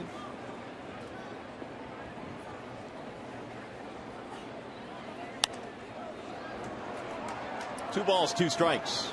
When the Tigers made that deal with the Washington Nationals, when Fister went that way and Kroll and Ray came this way, Mike Rizzo, who is their general manager, really wanted Max Scherzer. When Rizzo was with the Diamondbacks, they drafted Scherzer #1. But obviously the Tigers did not want to part with Scherzer. Washington settled on Doug Fister.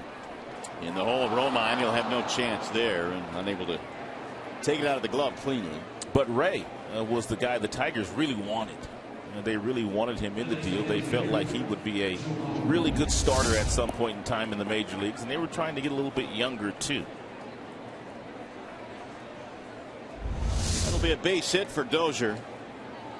4th hit of the series. Now Joe Mauer will step in. Ground ball and a fly ball for Mauer in this game.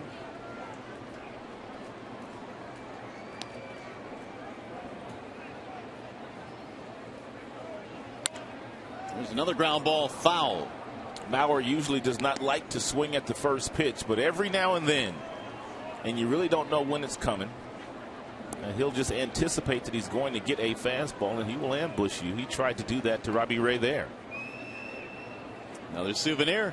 She's all decked out in pink. She's got herself a nice baseball too.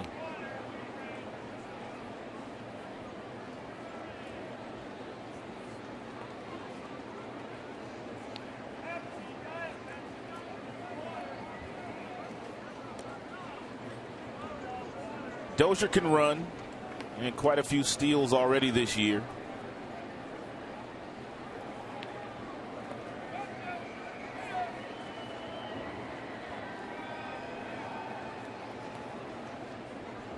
Ray and Cabrera having a little chat.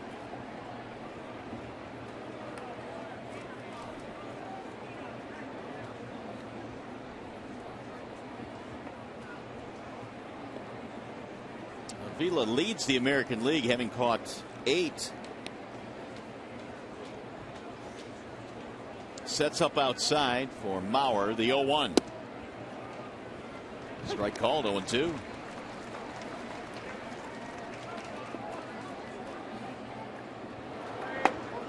Action in the Tigers bullpen, Evan Reed.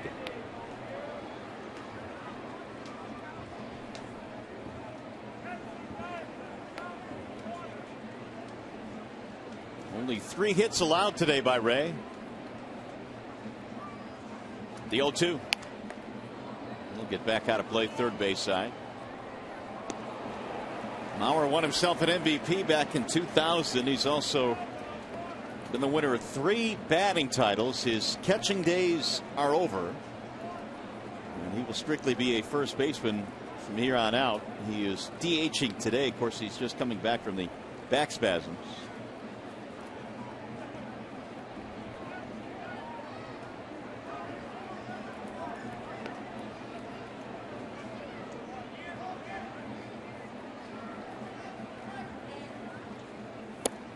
Low and in, 1 ball, 2 strikes.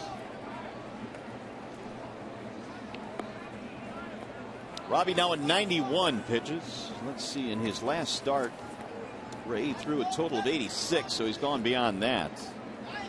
Threw as many as 107 in a start in the minor leagues.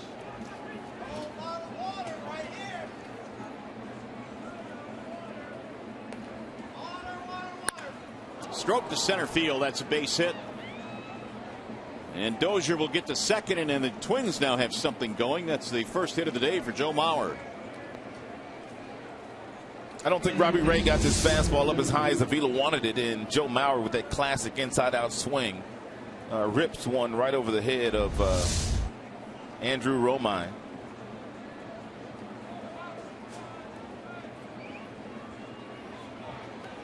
Now Avila will have a chat with Ray as the middle of the lineup is coming up here for the Twins. Trevor Plouffe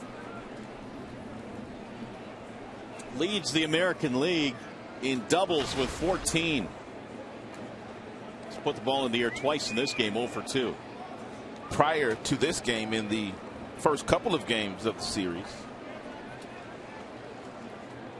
the Tigers pitching, when they got themselves in this situation, able to shut down these Minnesota Twins.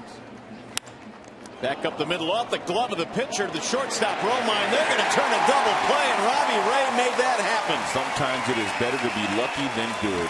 Right off his glove, it was headed to center field. Instead, it's a 1-6-4-3 double play.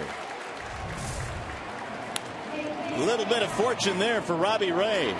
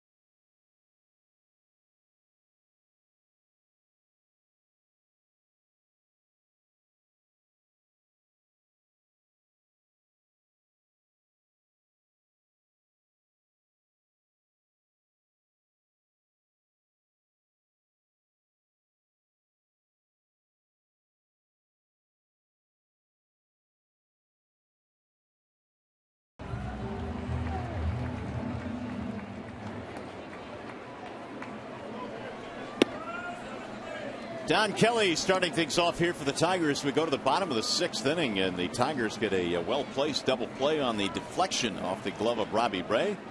So the Twins' first real threat fizzles, and it'll be Kelly to start things off for Detroit. He'll be followed by Jackson and then Avila. Samuel Deduno still out there. Kelly takes the ball inside, made him move his feet, and the count is 2-1. Deduno giving up single runs, 1st, 4th, and 5th innings. 2-2 now on down. Ground out and a fly out today for Kelly. 1 for 2. A couple of hits with a run scored in the ball game yesterday.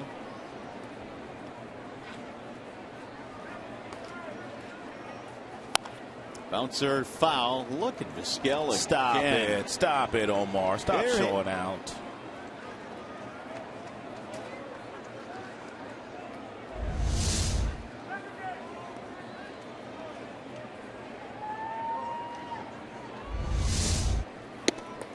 Checked it, and a strike called by home plate umpire Clint Fagan. So Kelly is out of there. And Deduno now has 3 straight strikeouts. Tigers, or the Twins rather, have Caleb Thielbar, the left-hander. Jared Burton is the right-hander. Double barrel action in the Twins pen.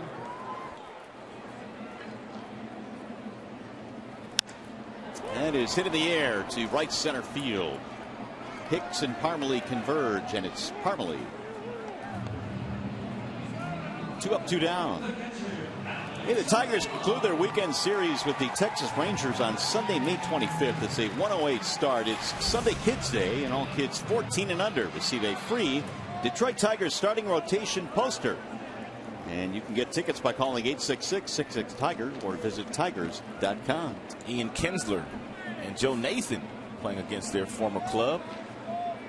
Prince Fielder will visit Comerica Park for the first time since being traded. Here's Avila now with 2 outs. Ball outside, 1 ball, no strikes on Alex. Many people had Prince Fielder this year, and I am one of those as well. I felt like him going to that ballpark, hitting in front of Adrian Beltre, with the fact that he plays every day, he'd be an MVP candidate this season. But he is off to a really slow start, just 3 homers and 14 RBIs so far for the Prince. 1-1 the count on Avila. I have a sneaking suspicion, though, before it's over, Fielder is still going to get his. Yeah, the numbers don't lie. The numbers on the back of his baseball card indicate that he will hit 30 and drive in 100, as he has done every year. A little bit outside, and the count goes to 2-1.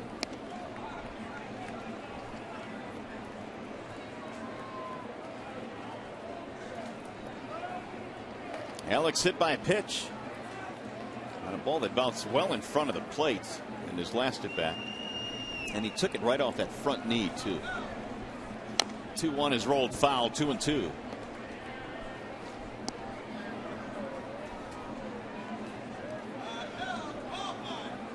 So DeDuno now is up to 96 pitches in the game.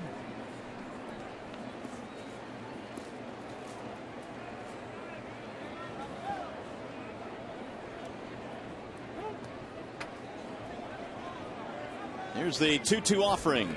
Swing and a miss. All of a sudden, DeDuno is on a roll here. He's retired 6 straight. 4 of them via the strikeout.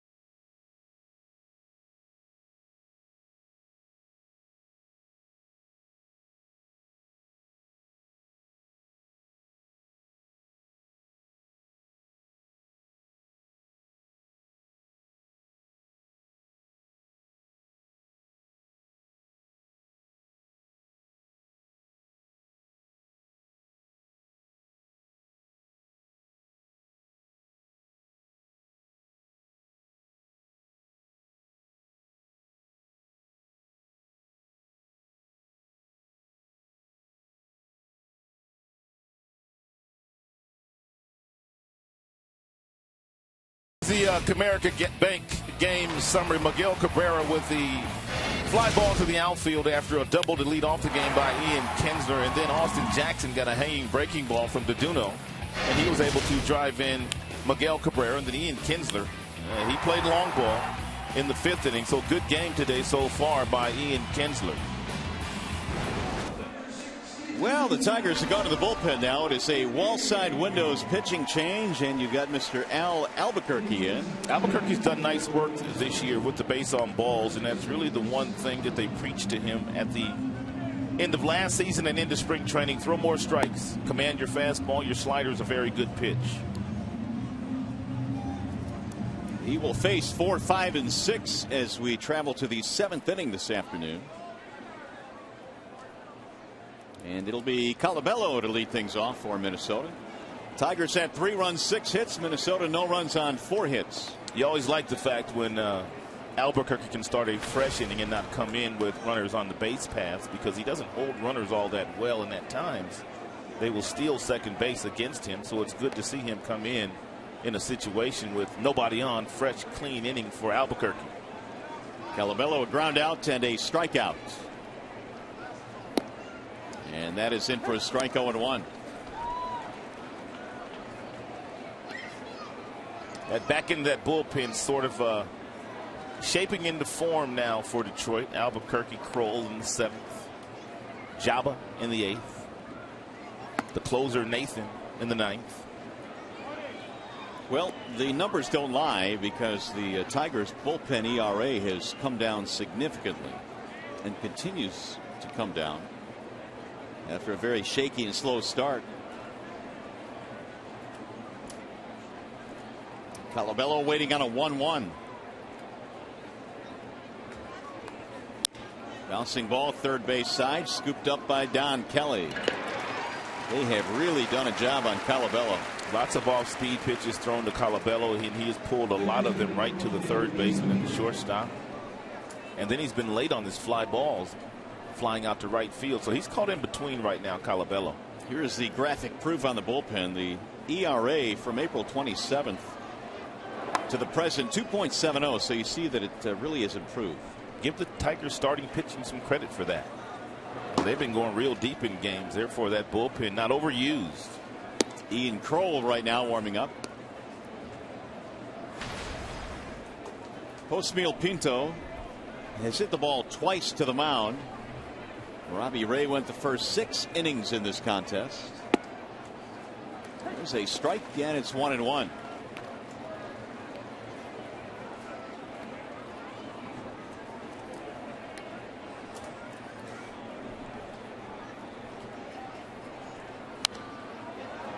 Foul back out of play.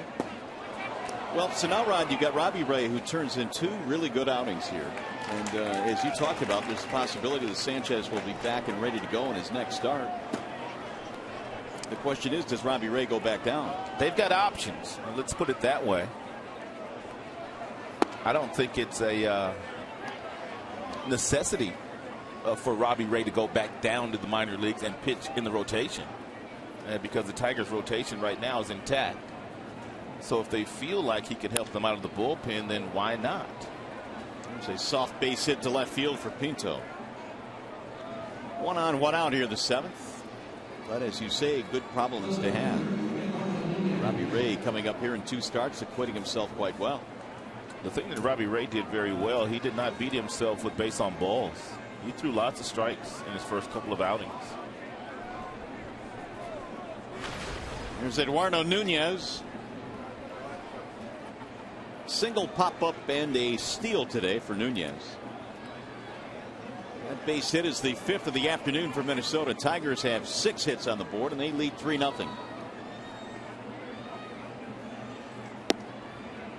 Strike 1 called on Eduardo Nunez.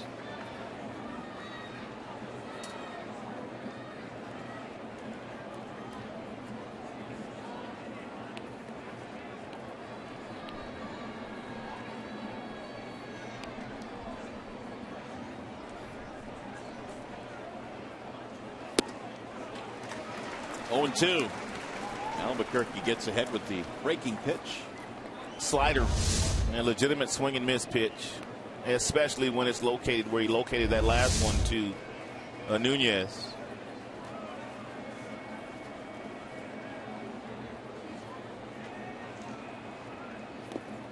Checked it.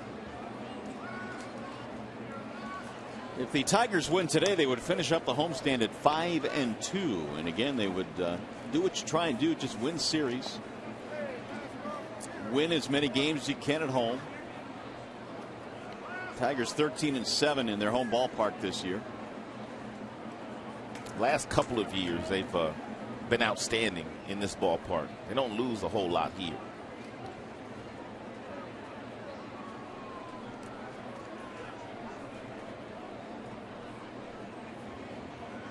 And the 1-2. Fly ball right field, right at Torrey Hunter. Barely moving. Now he'll drift a bit. 2 gone. Here's the other thing. You better beat the teams within your division if you want to win said division. Tigers have done a pretty good job of that. They were 47-29 against the Central last year. They won 50 games against the Central back in 2011. Parmalee due up. They've had Kroll warming up. Brad Ausmus coming out. Albuquerque's day appears to be over. And he will give up the baseball. Wall side windows pitching change. The left-hander Kroll coming in for Detroit. And we will return.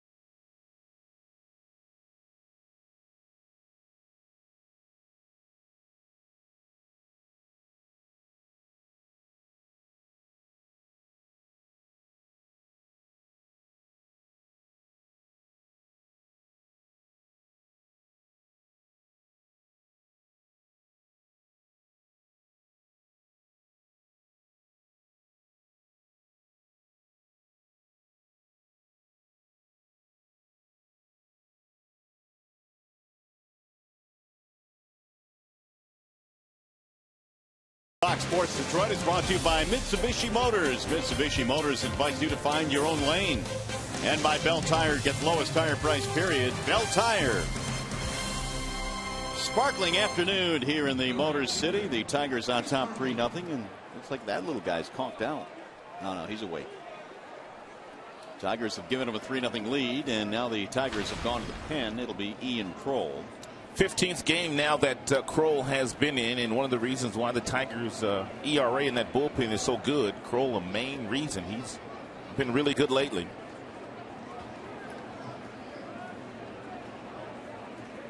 Parmalee is 0 for 2 and he takes ball 1. So on display this afternoon, 2 of the left-handers the Tigers got in that deal from the Washington Nationals, and for Doug Fister, Robbie Ray, and Ian Kroll. I don't know if the Tigers thought Ray would get here as quickly as he did, and obviously it's because of the injury to Sanchez, but he's performed well. A couple of young left-handers with plus stuff.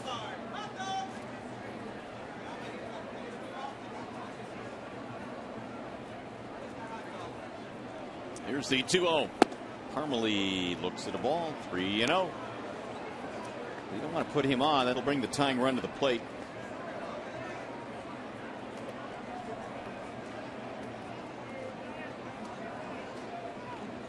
Tigers 6 hits today and 5 for Minnesota. That's in there. 3-1.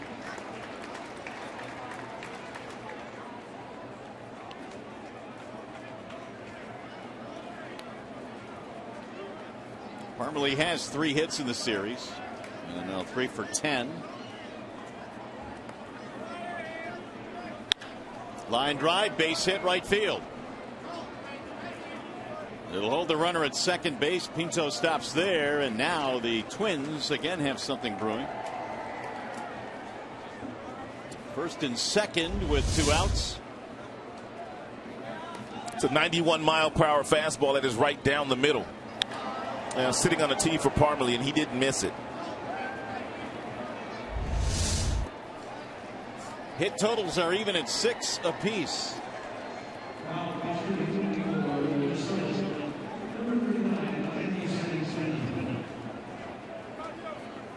So Hicks will not bat here.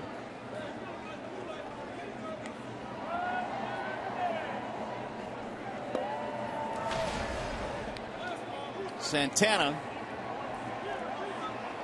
with 2 on. And he takes ball 1. Kind of gives you an idea how far of favor that Hicks is starting to fall in the Minnesota Twins' eyes. He's got power. Santana doesn't have much power. But Santana's 7 for 17 since coming to the big leagues. And the float went out to shallow right. Going to drop, base hit. Hunter charges it. They're going to hold the runner at third. Now he's coming in. Oh, Hunter. Great third base coaching there by Joe Vavra. A gift run there. 3-1 ball game. Vavra was down the line and he noticed that Torrey Hunter did not throw the ball toward home. He threw the ball to second. And when he threw the ball to second base, he simply sent Pinto home. Pinto was being held up initially, but wow, that is a gift run. That is the 7th hit now for Minnesota. 3-1 ball game, and now the tying runs are aboard. And that run will be charged to Albuquerque.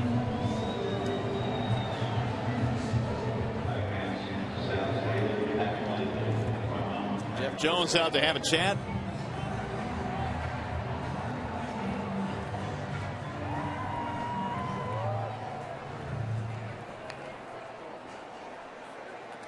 And Escobar coming up. He's 1 for 2 with the double. Twins right now an extra base hit away from tying this game up. They get their first run of the game here in the 7th.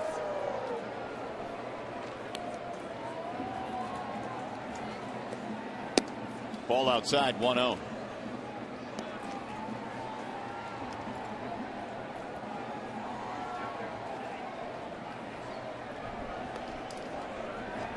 Close the book on Albuquerque. He goes 2/3, allows 1 run. That's grounded foul. 1 ball and 1 strike. That went off the foot of Escobar. Albuquerque started the inning, gave up a 1-out single. Then he got Nunez to fly out. Kroll came on to face the lefty Parmalee, who singled, and the pinch hitter Santana singled, knocking in a run.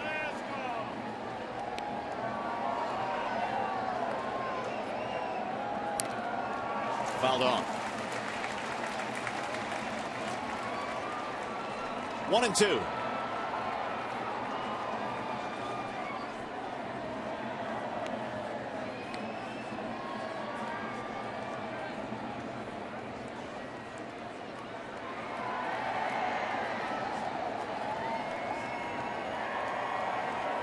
Swing and a miss, struck him out.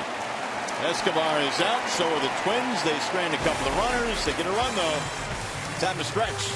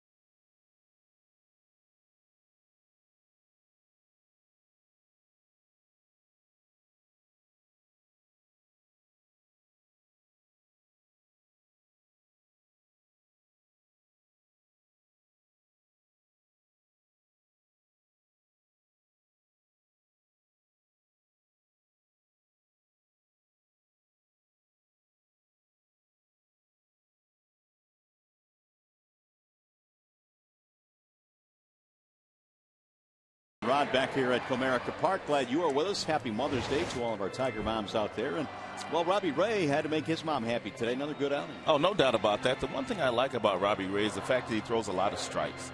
He did not really have all that great a command, but when he did fall behind some hitters, he made some quality pitches, and Avila continued to call for off-speed pitches and fastball counts. You know, Rob, we talked about the fact the Tigers are really good here at home. They've got a chance to go 5-2 on this homestand. Really important when you consider the road trip that's coming up. Absolutely. They got Jabba Chamberlain more than likely coming in for the 8th, followed by Nathan should Chamberlain do his job. But it's really good to see the team come out and play with this kind of consistency at home, knowing that it's got to go to Baltimore, first place team, and then go to Boston, where it's a very hostile environment. How about that last play that we saw? Torrey Hunter decided to throw the ball back into second. Turned out to be a somewhat big play. Well, Torrey should have thrown this ball home because he knows that Plouffe normally would not try to score. But in that situation, when he threw that ball to the cutoff, man, look at Plouffe right here. He starts to look to see what Torrey's going to do. He saw Torrey threw that ball to second base, so he just continued to go home.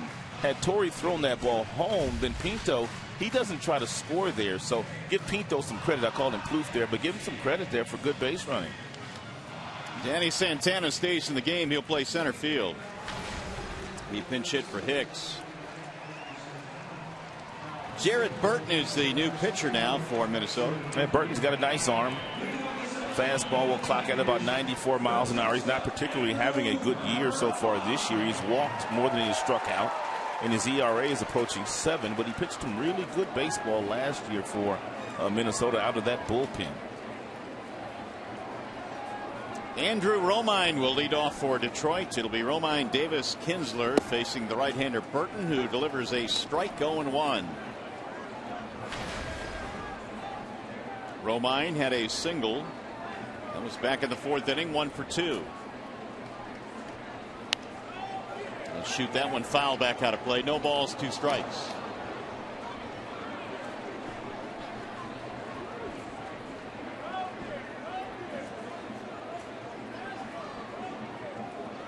Another sellout today here at the ballpark. 40,000 plus in the yard today. Swing and a miss. It was an awkward swing by Romine. 1 out here in the 7th.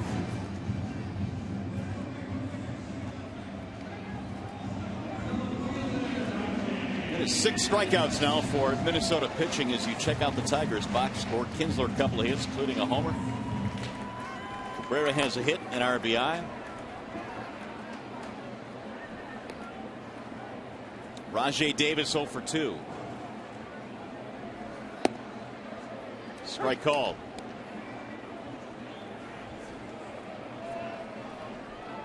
Line out, ground out for Rajai.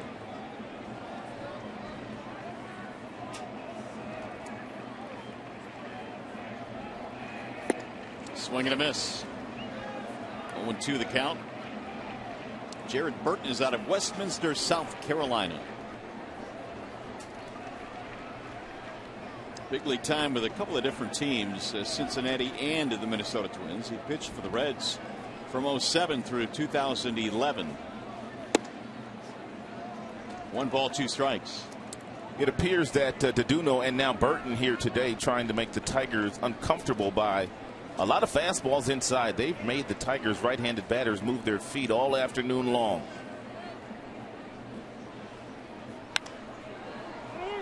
Slap back out of play. Tigers got 1 in the 1st, 1 in the 4th, 1 in the 5th as the bullpen continues to work. Jabba Chamberlain. He'll be reporting for 8th inning duty. And then if all goes to plan, Joe Nathan in the 9th.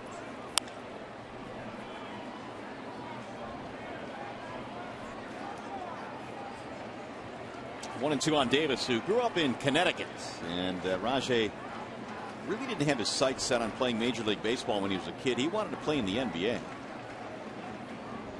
but as Rajai said, it just wasn't big enough.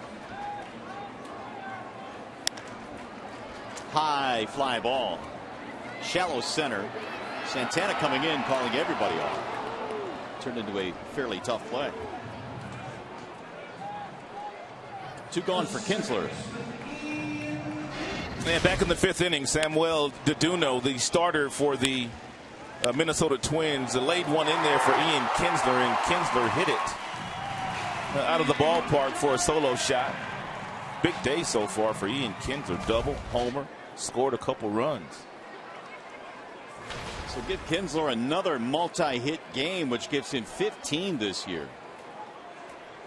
309 batting average.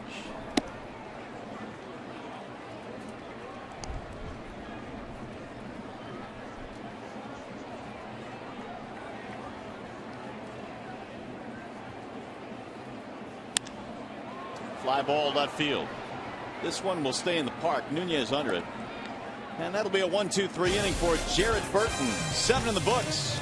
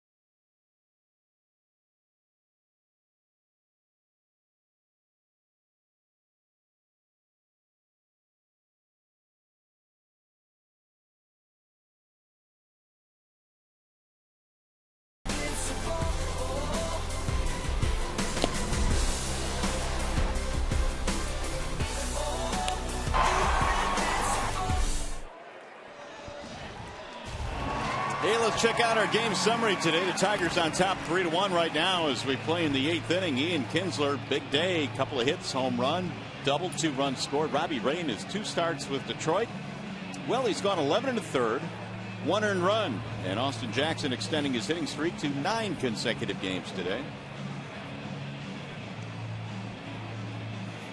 So we wish you a happy Mother's Day from Comerica Park, where we have a sellout crowd here this afternoon. And here comes the 8th inning guy. It'll be Jabba Chamberlain. And Chamberlain's been pitching some really good baseball. As a matter of fact, he's picking up tons of strikeouts. In his last 6 outings, he's given up just 2 hits in 6 innings, no runs, 1 walk, and 8 punch-outs for Jabba Chamberlain, the 8th inning guy, the setup guy for the Tigers. Well, as promised earlier in the game, we have the AT&T fan photo of the game. Tweet your photo to hashtag Detroit Fan Photo, and you'll have a chance to be shown in an upcoming game broadcast. It is brought to you by AT&T, our Detroit Fan Photo. Look at Kerry Crone on Twitter. Well, Brian Dozier will lead it off now. It'll be Dozier, Mauer, Plouffe facing Jabba Chamberlain. Yeah, I didn't want to do that. Sure did not. Dozier will reach base, hit by the pitch. Jabba may have been trying to go inside against Dozier, way off the plate inside. He just was able to hit him because the Minnesota Twins have thrown a lot of these pitches today to the Tigers hitters. And so Jabba Chamberlain, okay, I'll brush you back, then go back outside with good breaking balls, but he got too close to Dozier. Well, Avila got that as well. And no doubt Dozier will be trying to steal a base here. He has 11 steals so far this season, and he's only been caught twice. So Jabba needs to make sure he gives Avila an opportunity to throw. 3 runs, 6 hits for Detroit. 1 run, 7 hits for Minnesota. Strike called on Joe Mauer.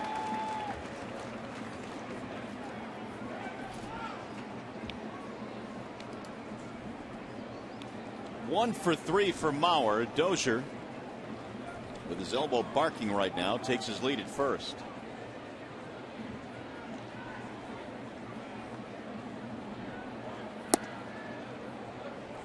One and one.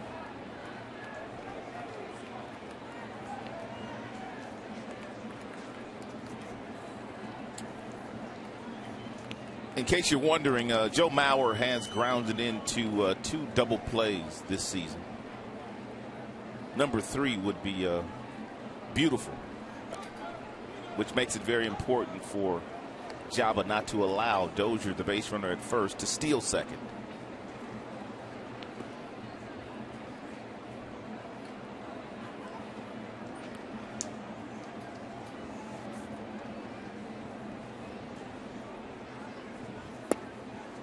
Low and in. 2 and 1 now on Mauer.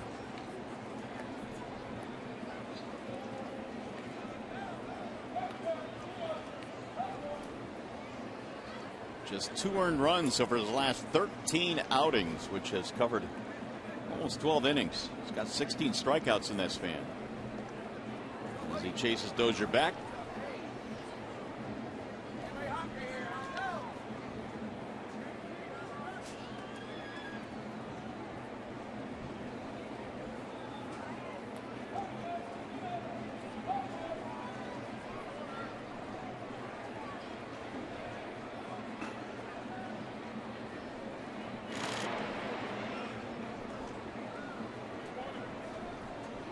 Tigers jumped out to a 1-0 lead with a run in the first. Sac fly by Cabrera. They added one more in the 4th inning.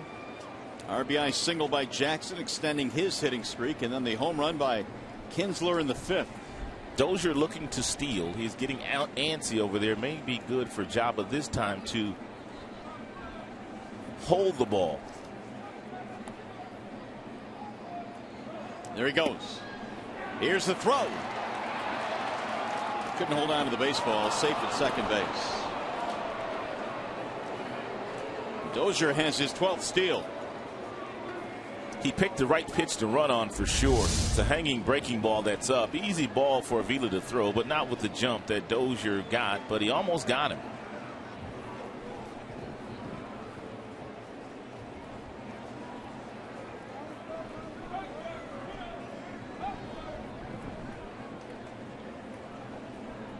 Steal number 12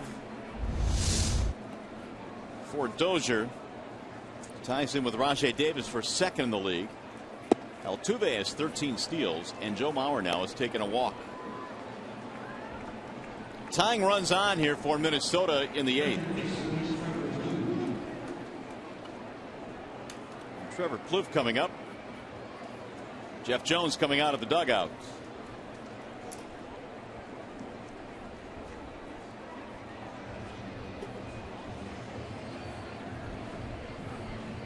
Now the Tigers have to face the 3 and 4 hitters.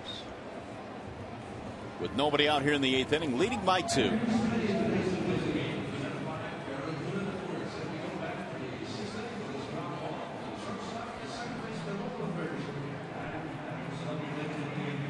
He has seen Chamberlain 4 times, 1 for 4 career against Java. Plouffe coming in batting just 191 career against Detroit. We'll see if Chamberlain now can go through the middle of the lineup and strand these 2 runners.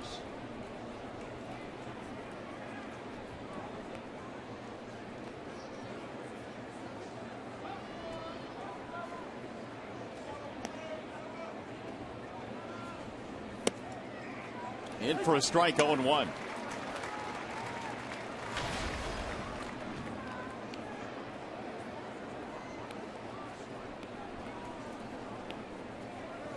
You have to still keep a close eye on Dozier at second base. He loves to steal third. He is 6 of 6 in his career of stealing third base.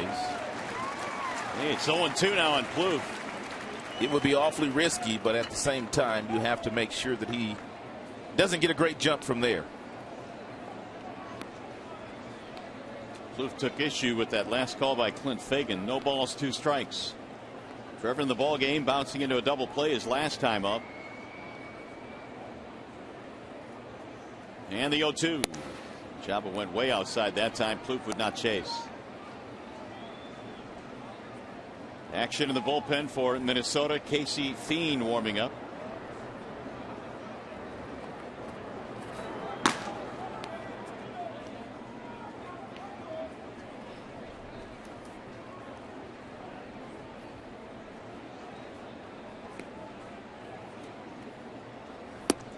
Checked it, got him, strike 3.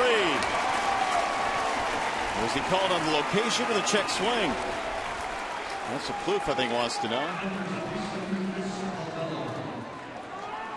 Let's take a look at how Jabba went after Trevor Plouffe. You want to get him out of the way. Yeah, he starts him out of the way, and then every single breaking ball is away from Trevor Plouffe. Finally able to get strike 3 on the apparent check swing. Big out there for Jabba. One gone. Now a ground ball could get you out of the inning. He has been grounding a lot to the left side of the infield, but if you're Jabba, you still have to keep a close eye on Dozier at second base. Colabello takes one in the dirt.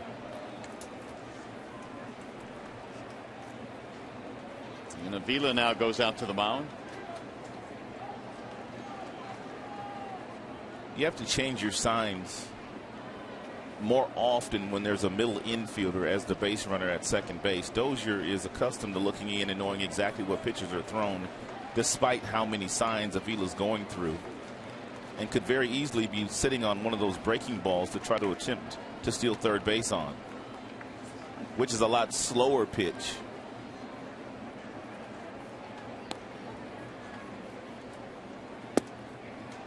And that one is in for a strike. 1-1 on Colabello, who has hit a couple of ground balls to the left side of the infield. He's also struck out.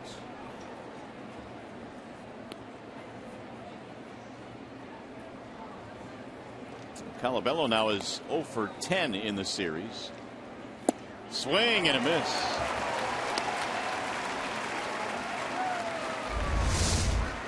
Steady diet of breaking balls thrown to Plouffe and also now Colabello, and both guys have come up empty.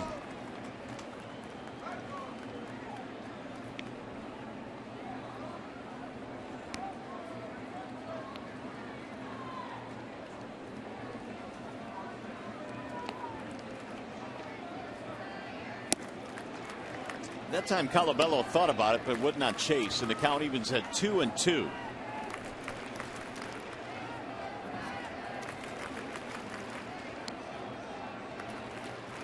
Tying runs on the bases for Minnesota. Osmeal Pinto waiting on deck. 1 out. We're in the 8th.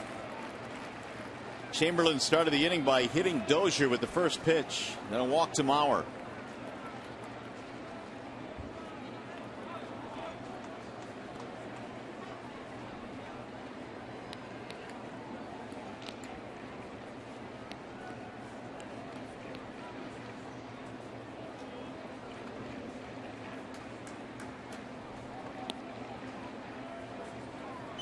Swing and a miss to strike him out.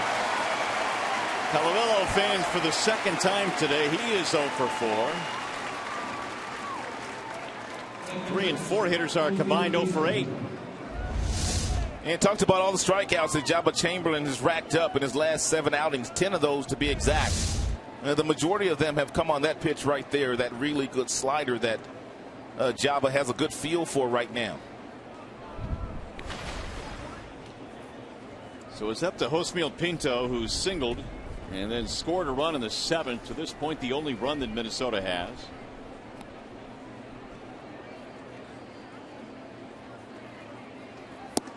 Ball 1 outside.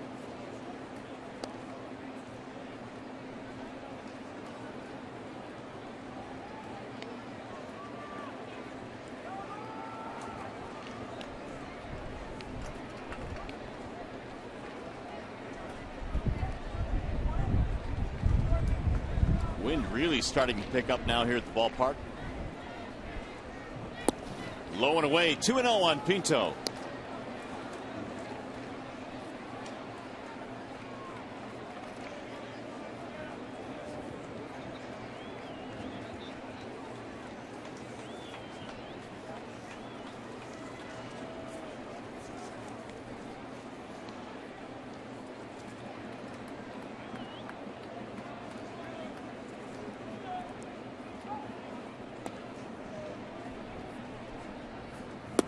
Pinto checked his swing, strike call, 2-1. The Twins today just 1 for 7 with men in scoring position.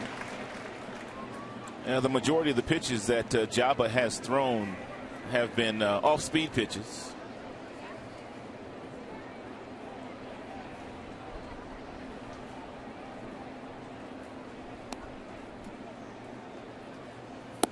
Way outside, and the count goes 3-1, and Chamberlain now in danger of loading the bases here.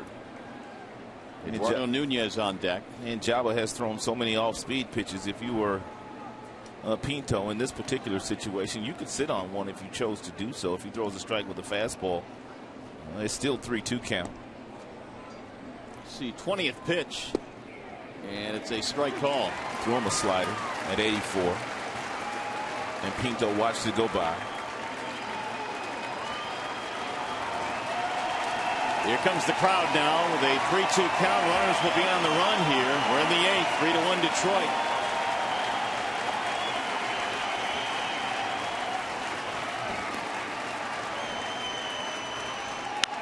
Line drive foul down the left field line. Avila did not like that last hanging breaking ball there thrown by Jabba Chamberlain. If you're going to throw that pitch, you got to make a better one. Pinto is just so aggressive. If he does throw him another breaking ball and he gets it away from him, because Pinto is so violent with his upper half, pulling that left shoulder off the baseball violently, he will get himself a strikeout and get out of this inning. But he's got to locate it down and away.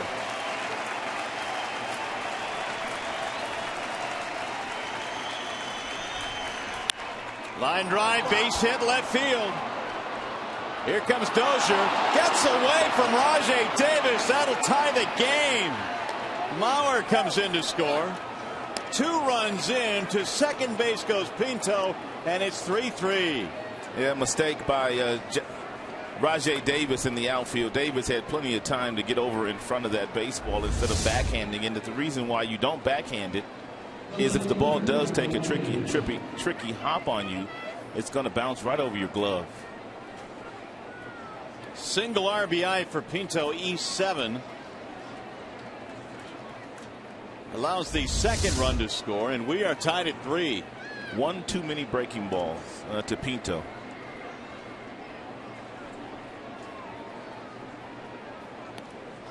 Here is Nunez now, and he takes ball 1 low.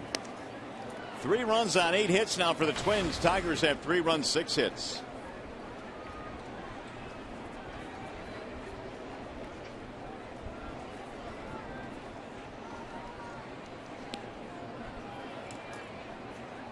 Here's the 1-0. 2-0 the count. Nunez 1 for 3, singled, and stole a base back in the 5th. So the hit batter and the walk both come around to score to start this inning. And this is after Chamberlain got the 3 and 4 hitters by striking them both out. 3-0 now on Nunez.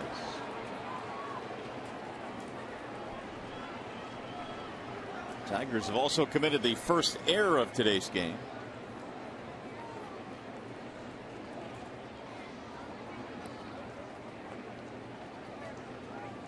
.30 is in for a strike, 3-1. Evan Reed is back up in the Detroit bullpen.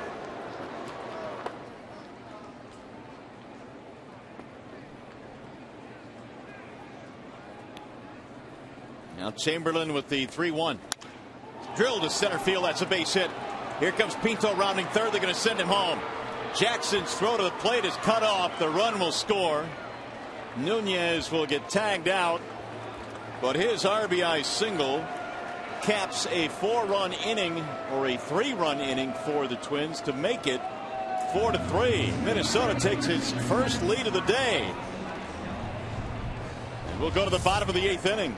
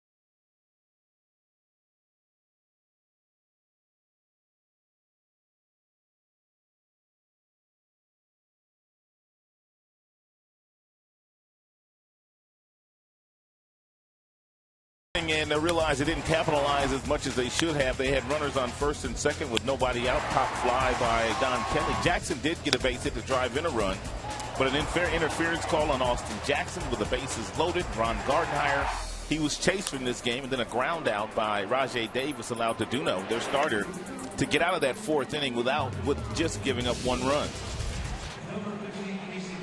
So all of a sudden, the Tigers, who were leading all day, literally find themselves behind for the first time, and they will face a new pitcher now, Casey Fiend, coming out of the bullpen. Fiend is having a good year. A 2.45 ERA in 15 games. He's got a fastball that moves at about 90 to 93 miles an hour.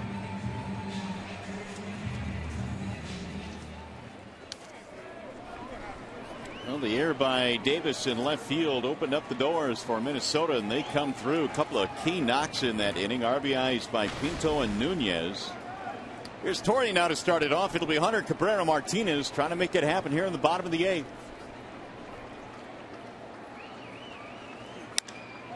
And there's a pop-up. Right side of the infield.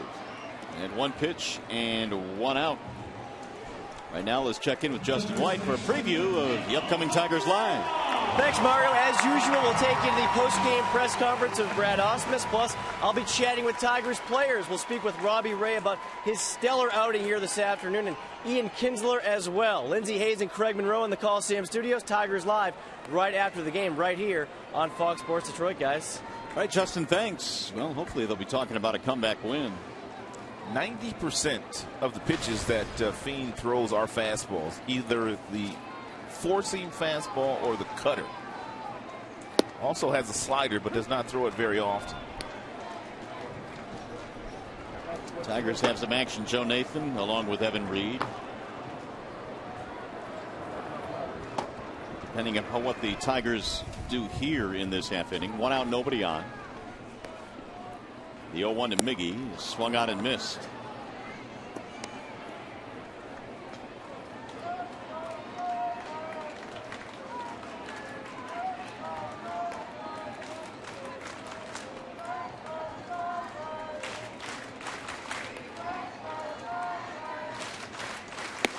Ball high, 1 ball, 2 strikes.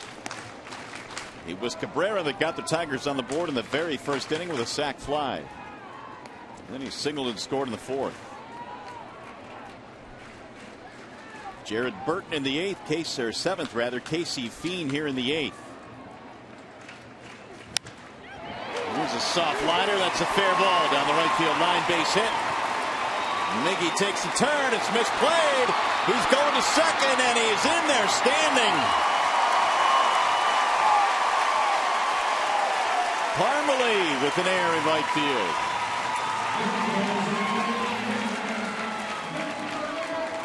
Single error. We'll see if the Tigers can take advantage of that. And Parmalee had plenty of time to make sure that he kept Miguel at a single, but he rushed. He took his eye off the baseball, not knowing whether Miggy was going to try to stretch that single into a double. And when he looked up, the ball went underneath the glove, and Miguel was able to get to second base. We'll see how big that play ends up being.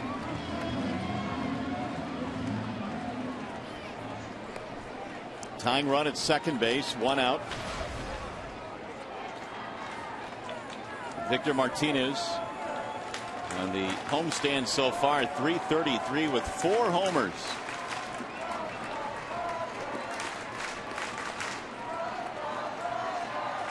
And Victor today 1 for 3, had a single his middle at bat.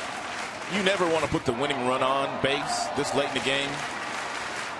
But with that base open down at first base, trust me, Minnesota is thinking about not really giving Victor too much to hit, as hot as he's been. Ball 1, you really got to consider it.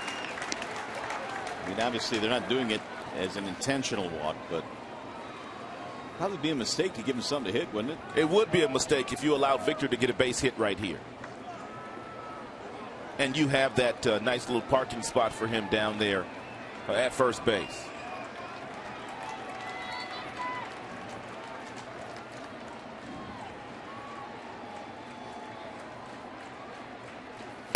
Swing and a miss. Victor left the strike zone there, trying to do too much.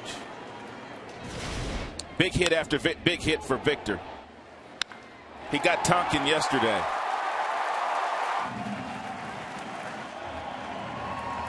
Eight home runs for Martinez, 22 RBIs. But Victor is a lot like Miguel Cabrera. He knows the situation. He knows there's an open base. He kind of knows whether he's being pitched to or not. And really good hitters, good RBI guys, they'll expand their strike zone just a little bit to try to drive in a run here.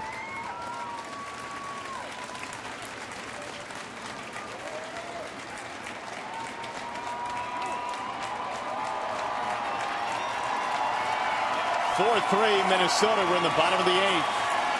Crowd coming alive here with a man on, a man out.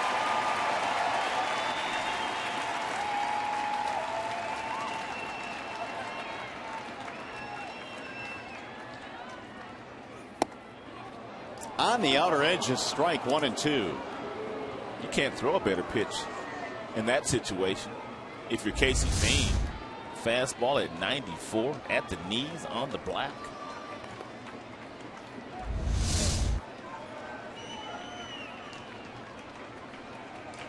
DeDuno went 6, giving way to the bullpen.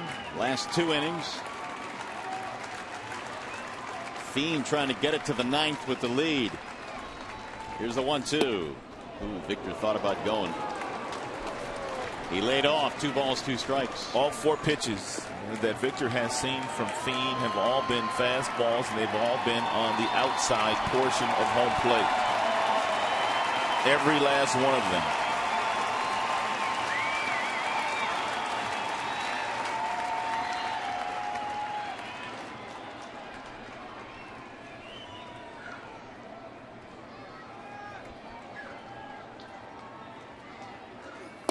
Inside, the count fills now 3-2.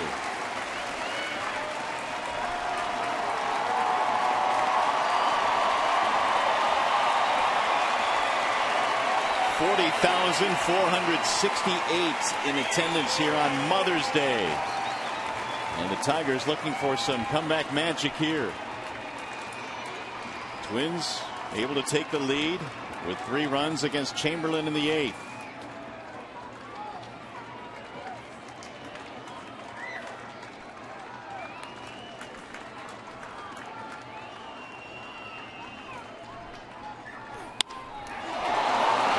Knocks it off the pitcher. Fiend throws a one-hopper to first, but they get the out. He was in so much pain he couldn't even throw that ball over to first base.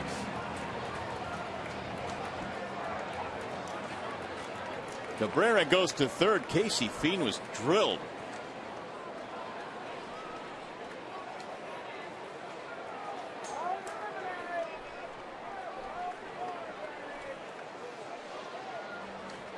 I don't know if he'll be able to stay.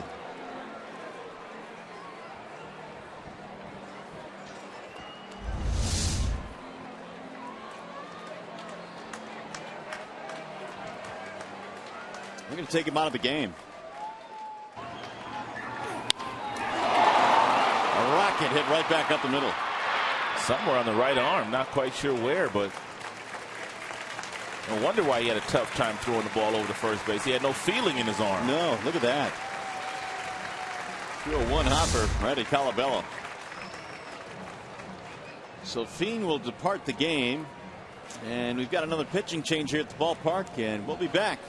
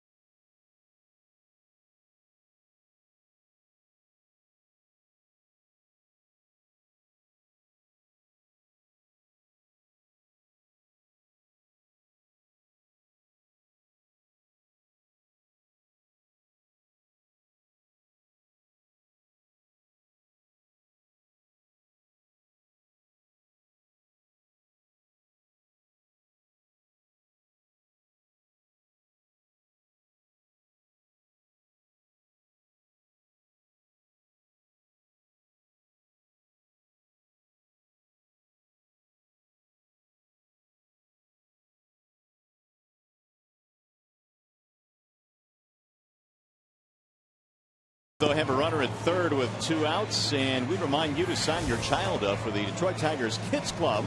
Members receive a Miguel Cabrera back-to-back MVP hat.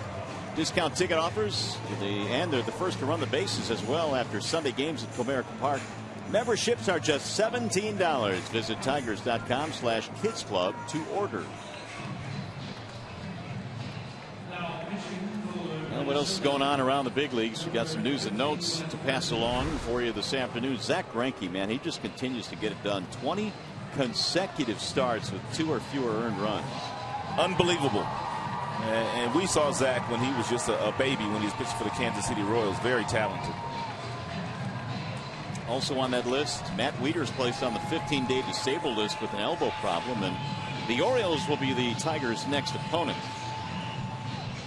So they will not be seeing Wieters. Meanwhile, on the hill now, it's Perkins coming on to try and get this final out here in the 8th. This is the first time this year where Ron Gardenhire has gone to his closer in the 8th inning.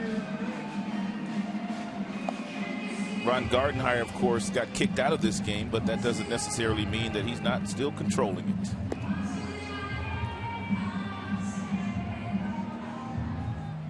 So Perkins. There's Terry Steinbach, the bench coach in his second year under Ron Gardenhire, technically the skipper of this game.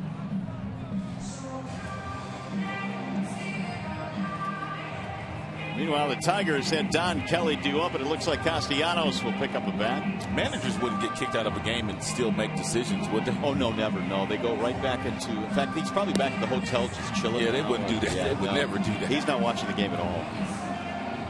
Hopefully, you can tell by the sarcasm in our voices. But that's usually not the case. Get Paul Molitor with the nice pink shades on today in honor of Mother's Day and also breast cancer awareness. Well, here is the upcoming pitching matchup presented by Gordon Chevrolet. Tomorrow it's going to be Bud Norris and Rick Porcello. Porcello pitching really good baseball these days. 5 wins, 1 loss, really good ERA. He'll need to keep the ball down in Baltimore. They can really hit. And that is a hitter-friendly ballpark. Norris 3.82 ERA, not bad. So Perkins continues to warm up with the injury to Casey Fiend. He's been taken back to the clubhouse. The line drive off his arm off the bat of Victor Martinez, and Perkins given extra time here because of the injury.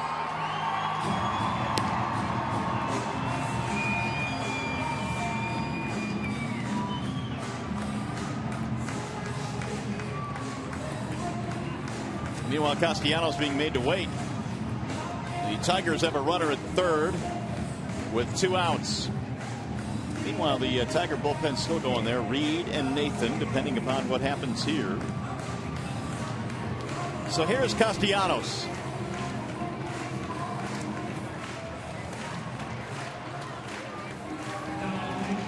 He is batting for Don Kelly.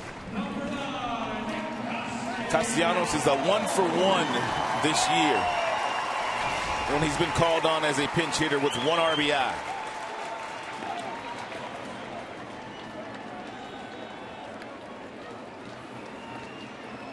Tying run at third, 2 outs. We're in the 8th. Perkins has a good arm. His fastball will get all the way up to 97 miles an hour on a really good day.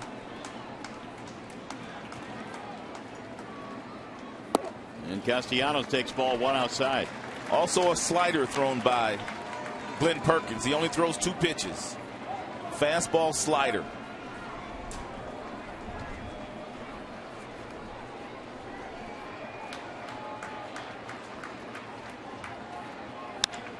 High fly ball center field. Should get him out of the inning. Santana moving over. And that is that for Detroit. They get the tying run to third, but strand him there, and we go to the 9th.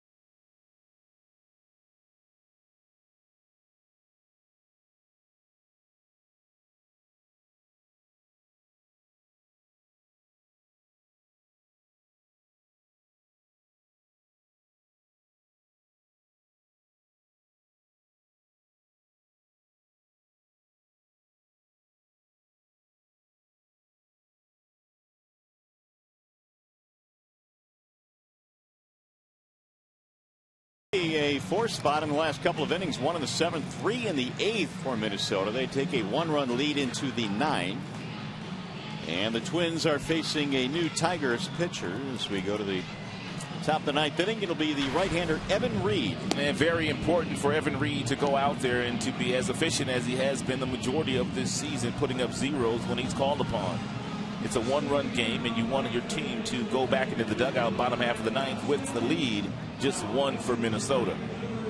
We'll have Jackson, Avila, Romine, the 6, 7, 8 guys due up when we get to the bottom of the 9th. Castellanos stays in the game to play third base.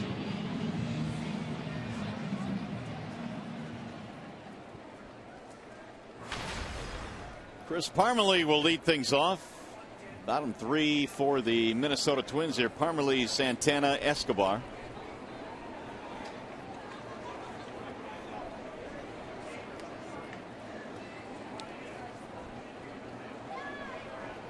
Tigers today have been out hit now 9-7. They led 3-0 in 1 point. Outside, 1 ball, no strikes. And Chris Parmelee.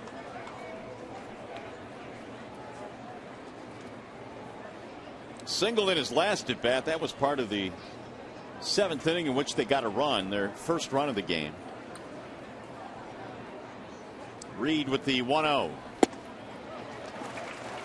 Mid-90s fastball, threw it by him, 1-1.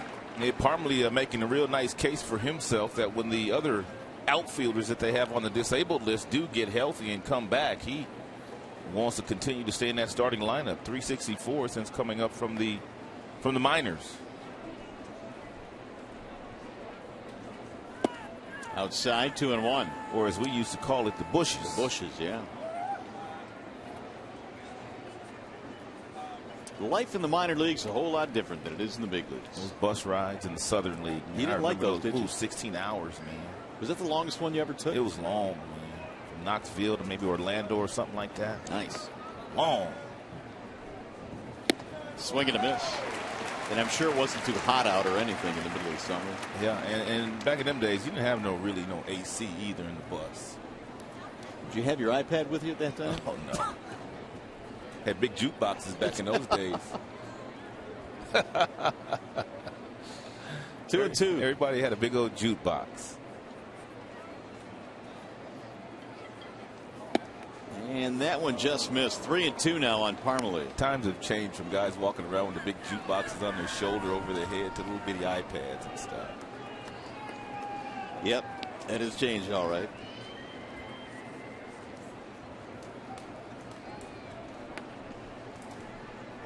Reed ready with the 3-2. Here it is.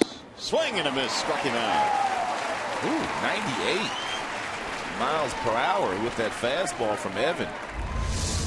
That's how he made the team in spring training. When Bruce Ron-Jones went down with the injury, that kind of paved the way for Evan Reed, but he didn't coast in spring training.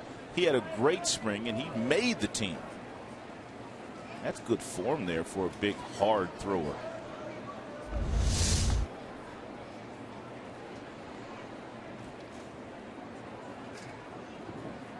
Here's Danny Santana. He'll take a strike after he pulls the bunt back. He's been a nice spark plug for them since coming up for the minor leagues, and he got him on the board when he pinch hit when he came up back in the 7th inning. RBI single for Santana. Here's the 0-1. Fouled straight back to the screen. 0-2.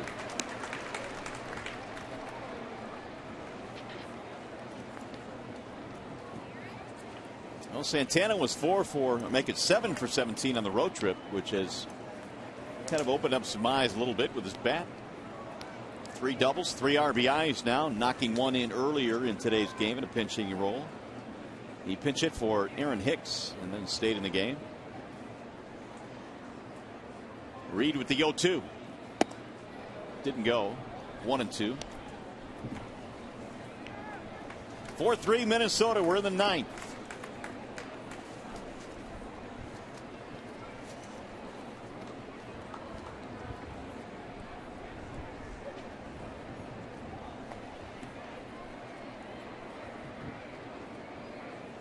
Now the 1-2.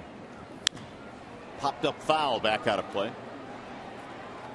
The book on Santana is that he was considered the best defensive infielder that the Twins had in the minor leagues, but he also swung a decent bat in the minors. 274 career. It's pretty good. He's got a great arm. I know that much. And he has put it on display every time he has gotten a ground ball at the shortstop position in the first 2 games of the series. 2-2.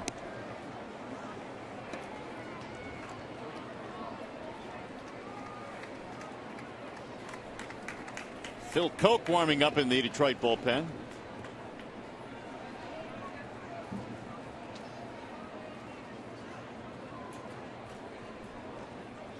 Here's the 2-2.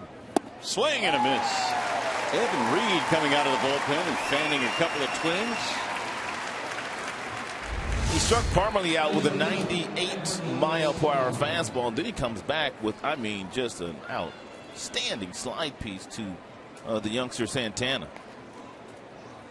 You can't throw a slider any better than that last one that Evan threw. And as a result, now he's got 2 outs, and here is Eduardo Escobar. Again for the Tigers in the bottom of the 9th. It'll be Jackson Avila Romine.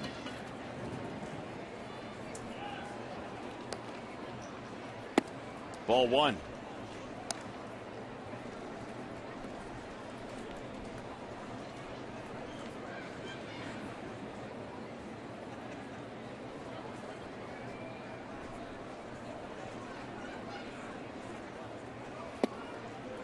Strike on the outer edge. 1-1 on Escobar, who today is 1 for 3, doubled in his first at bat.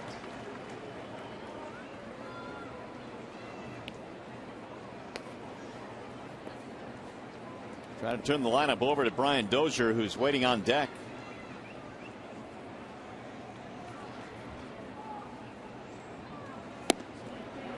Good pitch, 1-2. That'll send Escobar out of the batter's box.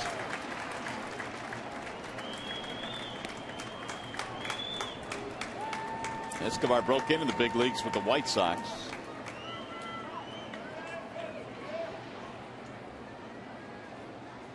Here's the 1-2. They will appeal. Country Joe said nope. 2-2.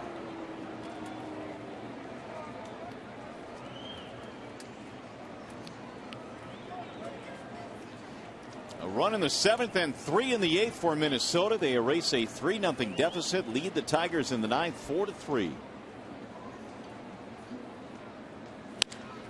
Drill to shallow right center. It'll drop in. Base hit. Escobar with an aggressive turn, holds up with a 2-out single. And he will indeed keep the inning going now for Dozier. And fastball off the end of the bat, but fell in nicely for Escobar. He put pressure on the defenders of the Tigers by pretending like he was going to try to stretch that bloop single into a double.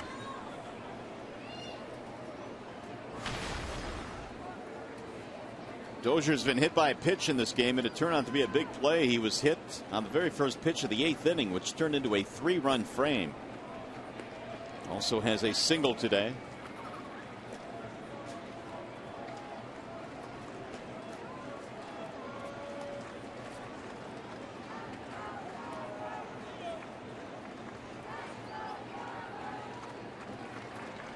Dozier has power. Got to be careful. He's hit 9 home runs, including one yesterday, a 3-run shot.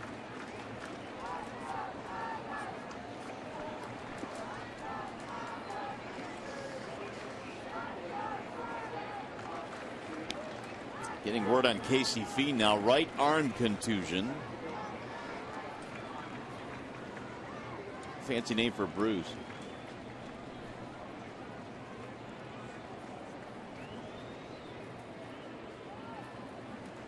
Dozier takes ball 1 outside.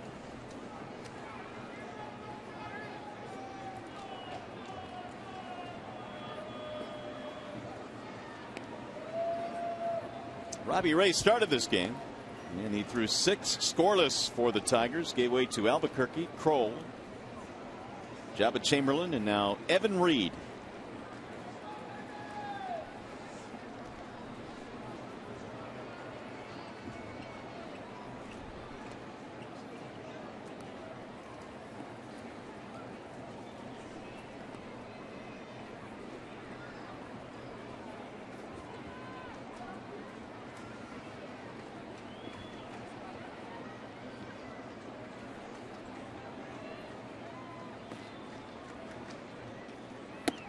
way high. 2 balls, no strikes on Dozier. All of a sudden, Reed is paying way too much attention to Escobar over at first base, and he's kind of lost his way here to Dozier. Escobar has 1 steal this year.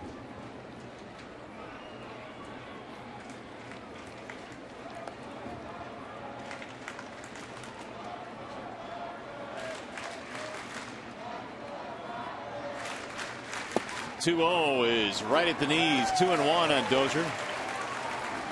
Well, Joe Mauer waiting on deck.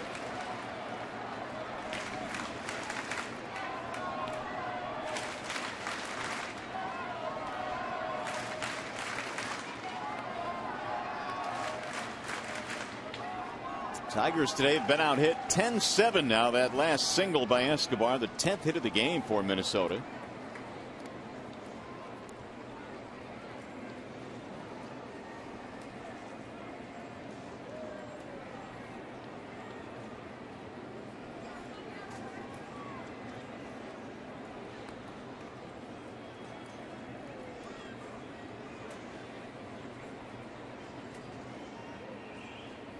Here's the 2-1, runner goes. Throw down to second, bounce again, tag, got him. Out at second base. I think Steinbach, the acting manager, is going to come out on the field and maybe challenge this. Terry Steinbach looked back, and now he's going to take that walk out there, and we'll see if they do indeed challenge this. Steinbach taking his time. And Paul Molitor is on the phone now to the video guy, and they gave him thumbs down. So they'll probably see Steinbach just turn around and say, never mind.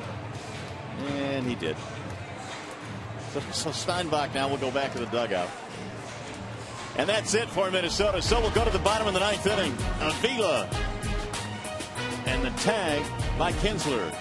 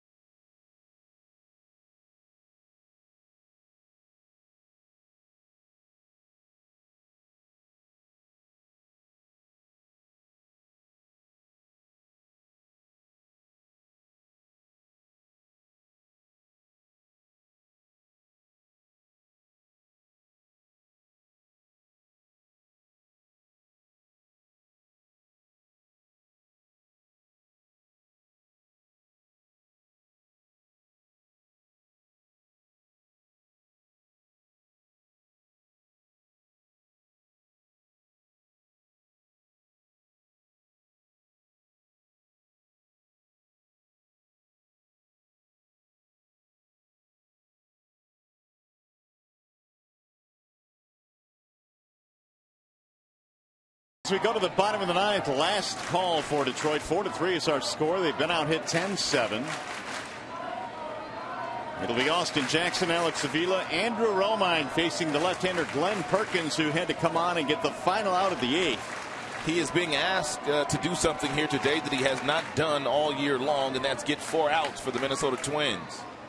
And Jackson looks at a strike to start things off in the bottom of the 9th. Usually there are a couple of things that you want to accomplish as a reliever when you're in spring training. You want to pitch back-to-back days. And as a closer, you also want to pitch in one game where you have to go in, sit down, go back out, pitch the next inning. Perkins did that in the spring, but he hasn't done it since. Santana in center field. And one gone here in the 9th. That will bring up Alex Avila.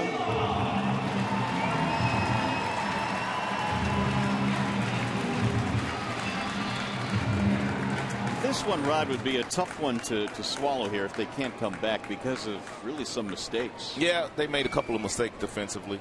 Torrey threw to the wrong base on one occasion. Then Rajai Davis allowed a ball to get over his glove a couple of innings ago. So they kind of have given this a one away. Avila hit by a pitch. He was back in the fourth. He also walked in this game, and he cuts and misses 0-1.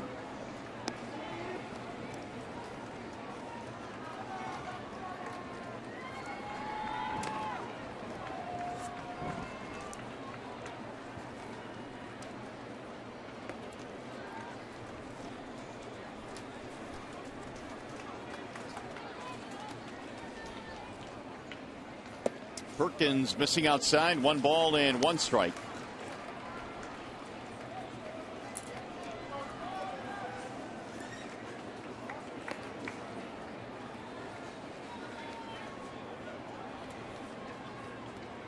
JD Martinez has picked up a bat. Fly ball, left field. It'll be playable. Nunez went to the railing to make that play. 2 gone. Something else regarding the Tigers. If they lose this contest today, it will be one of the few times they have lost a game after leading going into the 7th inning. They've been able to close out their victories. Well, they still have one more guy to go, and that would be Martinez, who is pinch hitting for Romine. JD provides a power bat.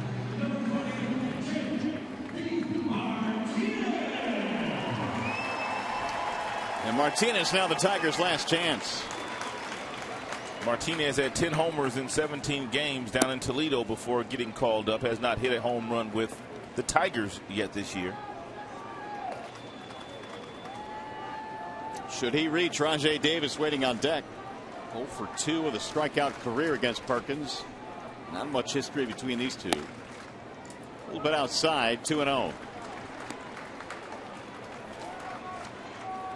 JD let go by the Houston Astros at the end of spring camp, signed by the Tigers. That's a win-win for JD. I mean, you never want to get released, but you went from a last place club to a first place club. That is popped up, foul ground, first base side. Calabello lost it. Oh, thank you very much. Oh, man. And it landed just behind him. Would our official scorekeeper here today dare give one of these guys an error on that play? That play's got to be made. Calabello seemed to get there, and then where'd it go? Well, he peeled off like he heard someone call it, but Dozier wasn't even close to it. Well, you talk about a second life. Perkins, just the look on his face when that ball dropped in, he was incredulous. And a fly ball to right. This one should be caught, and it is, so the game is over. Took one extra pitch, but in the 9th inning, no runs, no hits, nobody left. The Tigers let a 3-0 lead get away late in this one, and Minnesota wins the series as they claim the victory here this afternoon by a score of 4-3. Here's your final. We'll be back to Comerica Park.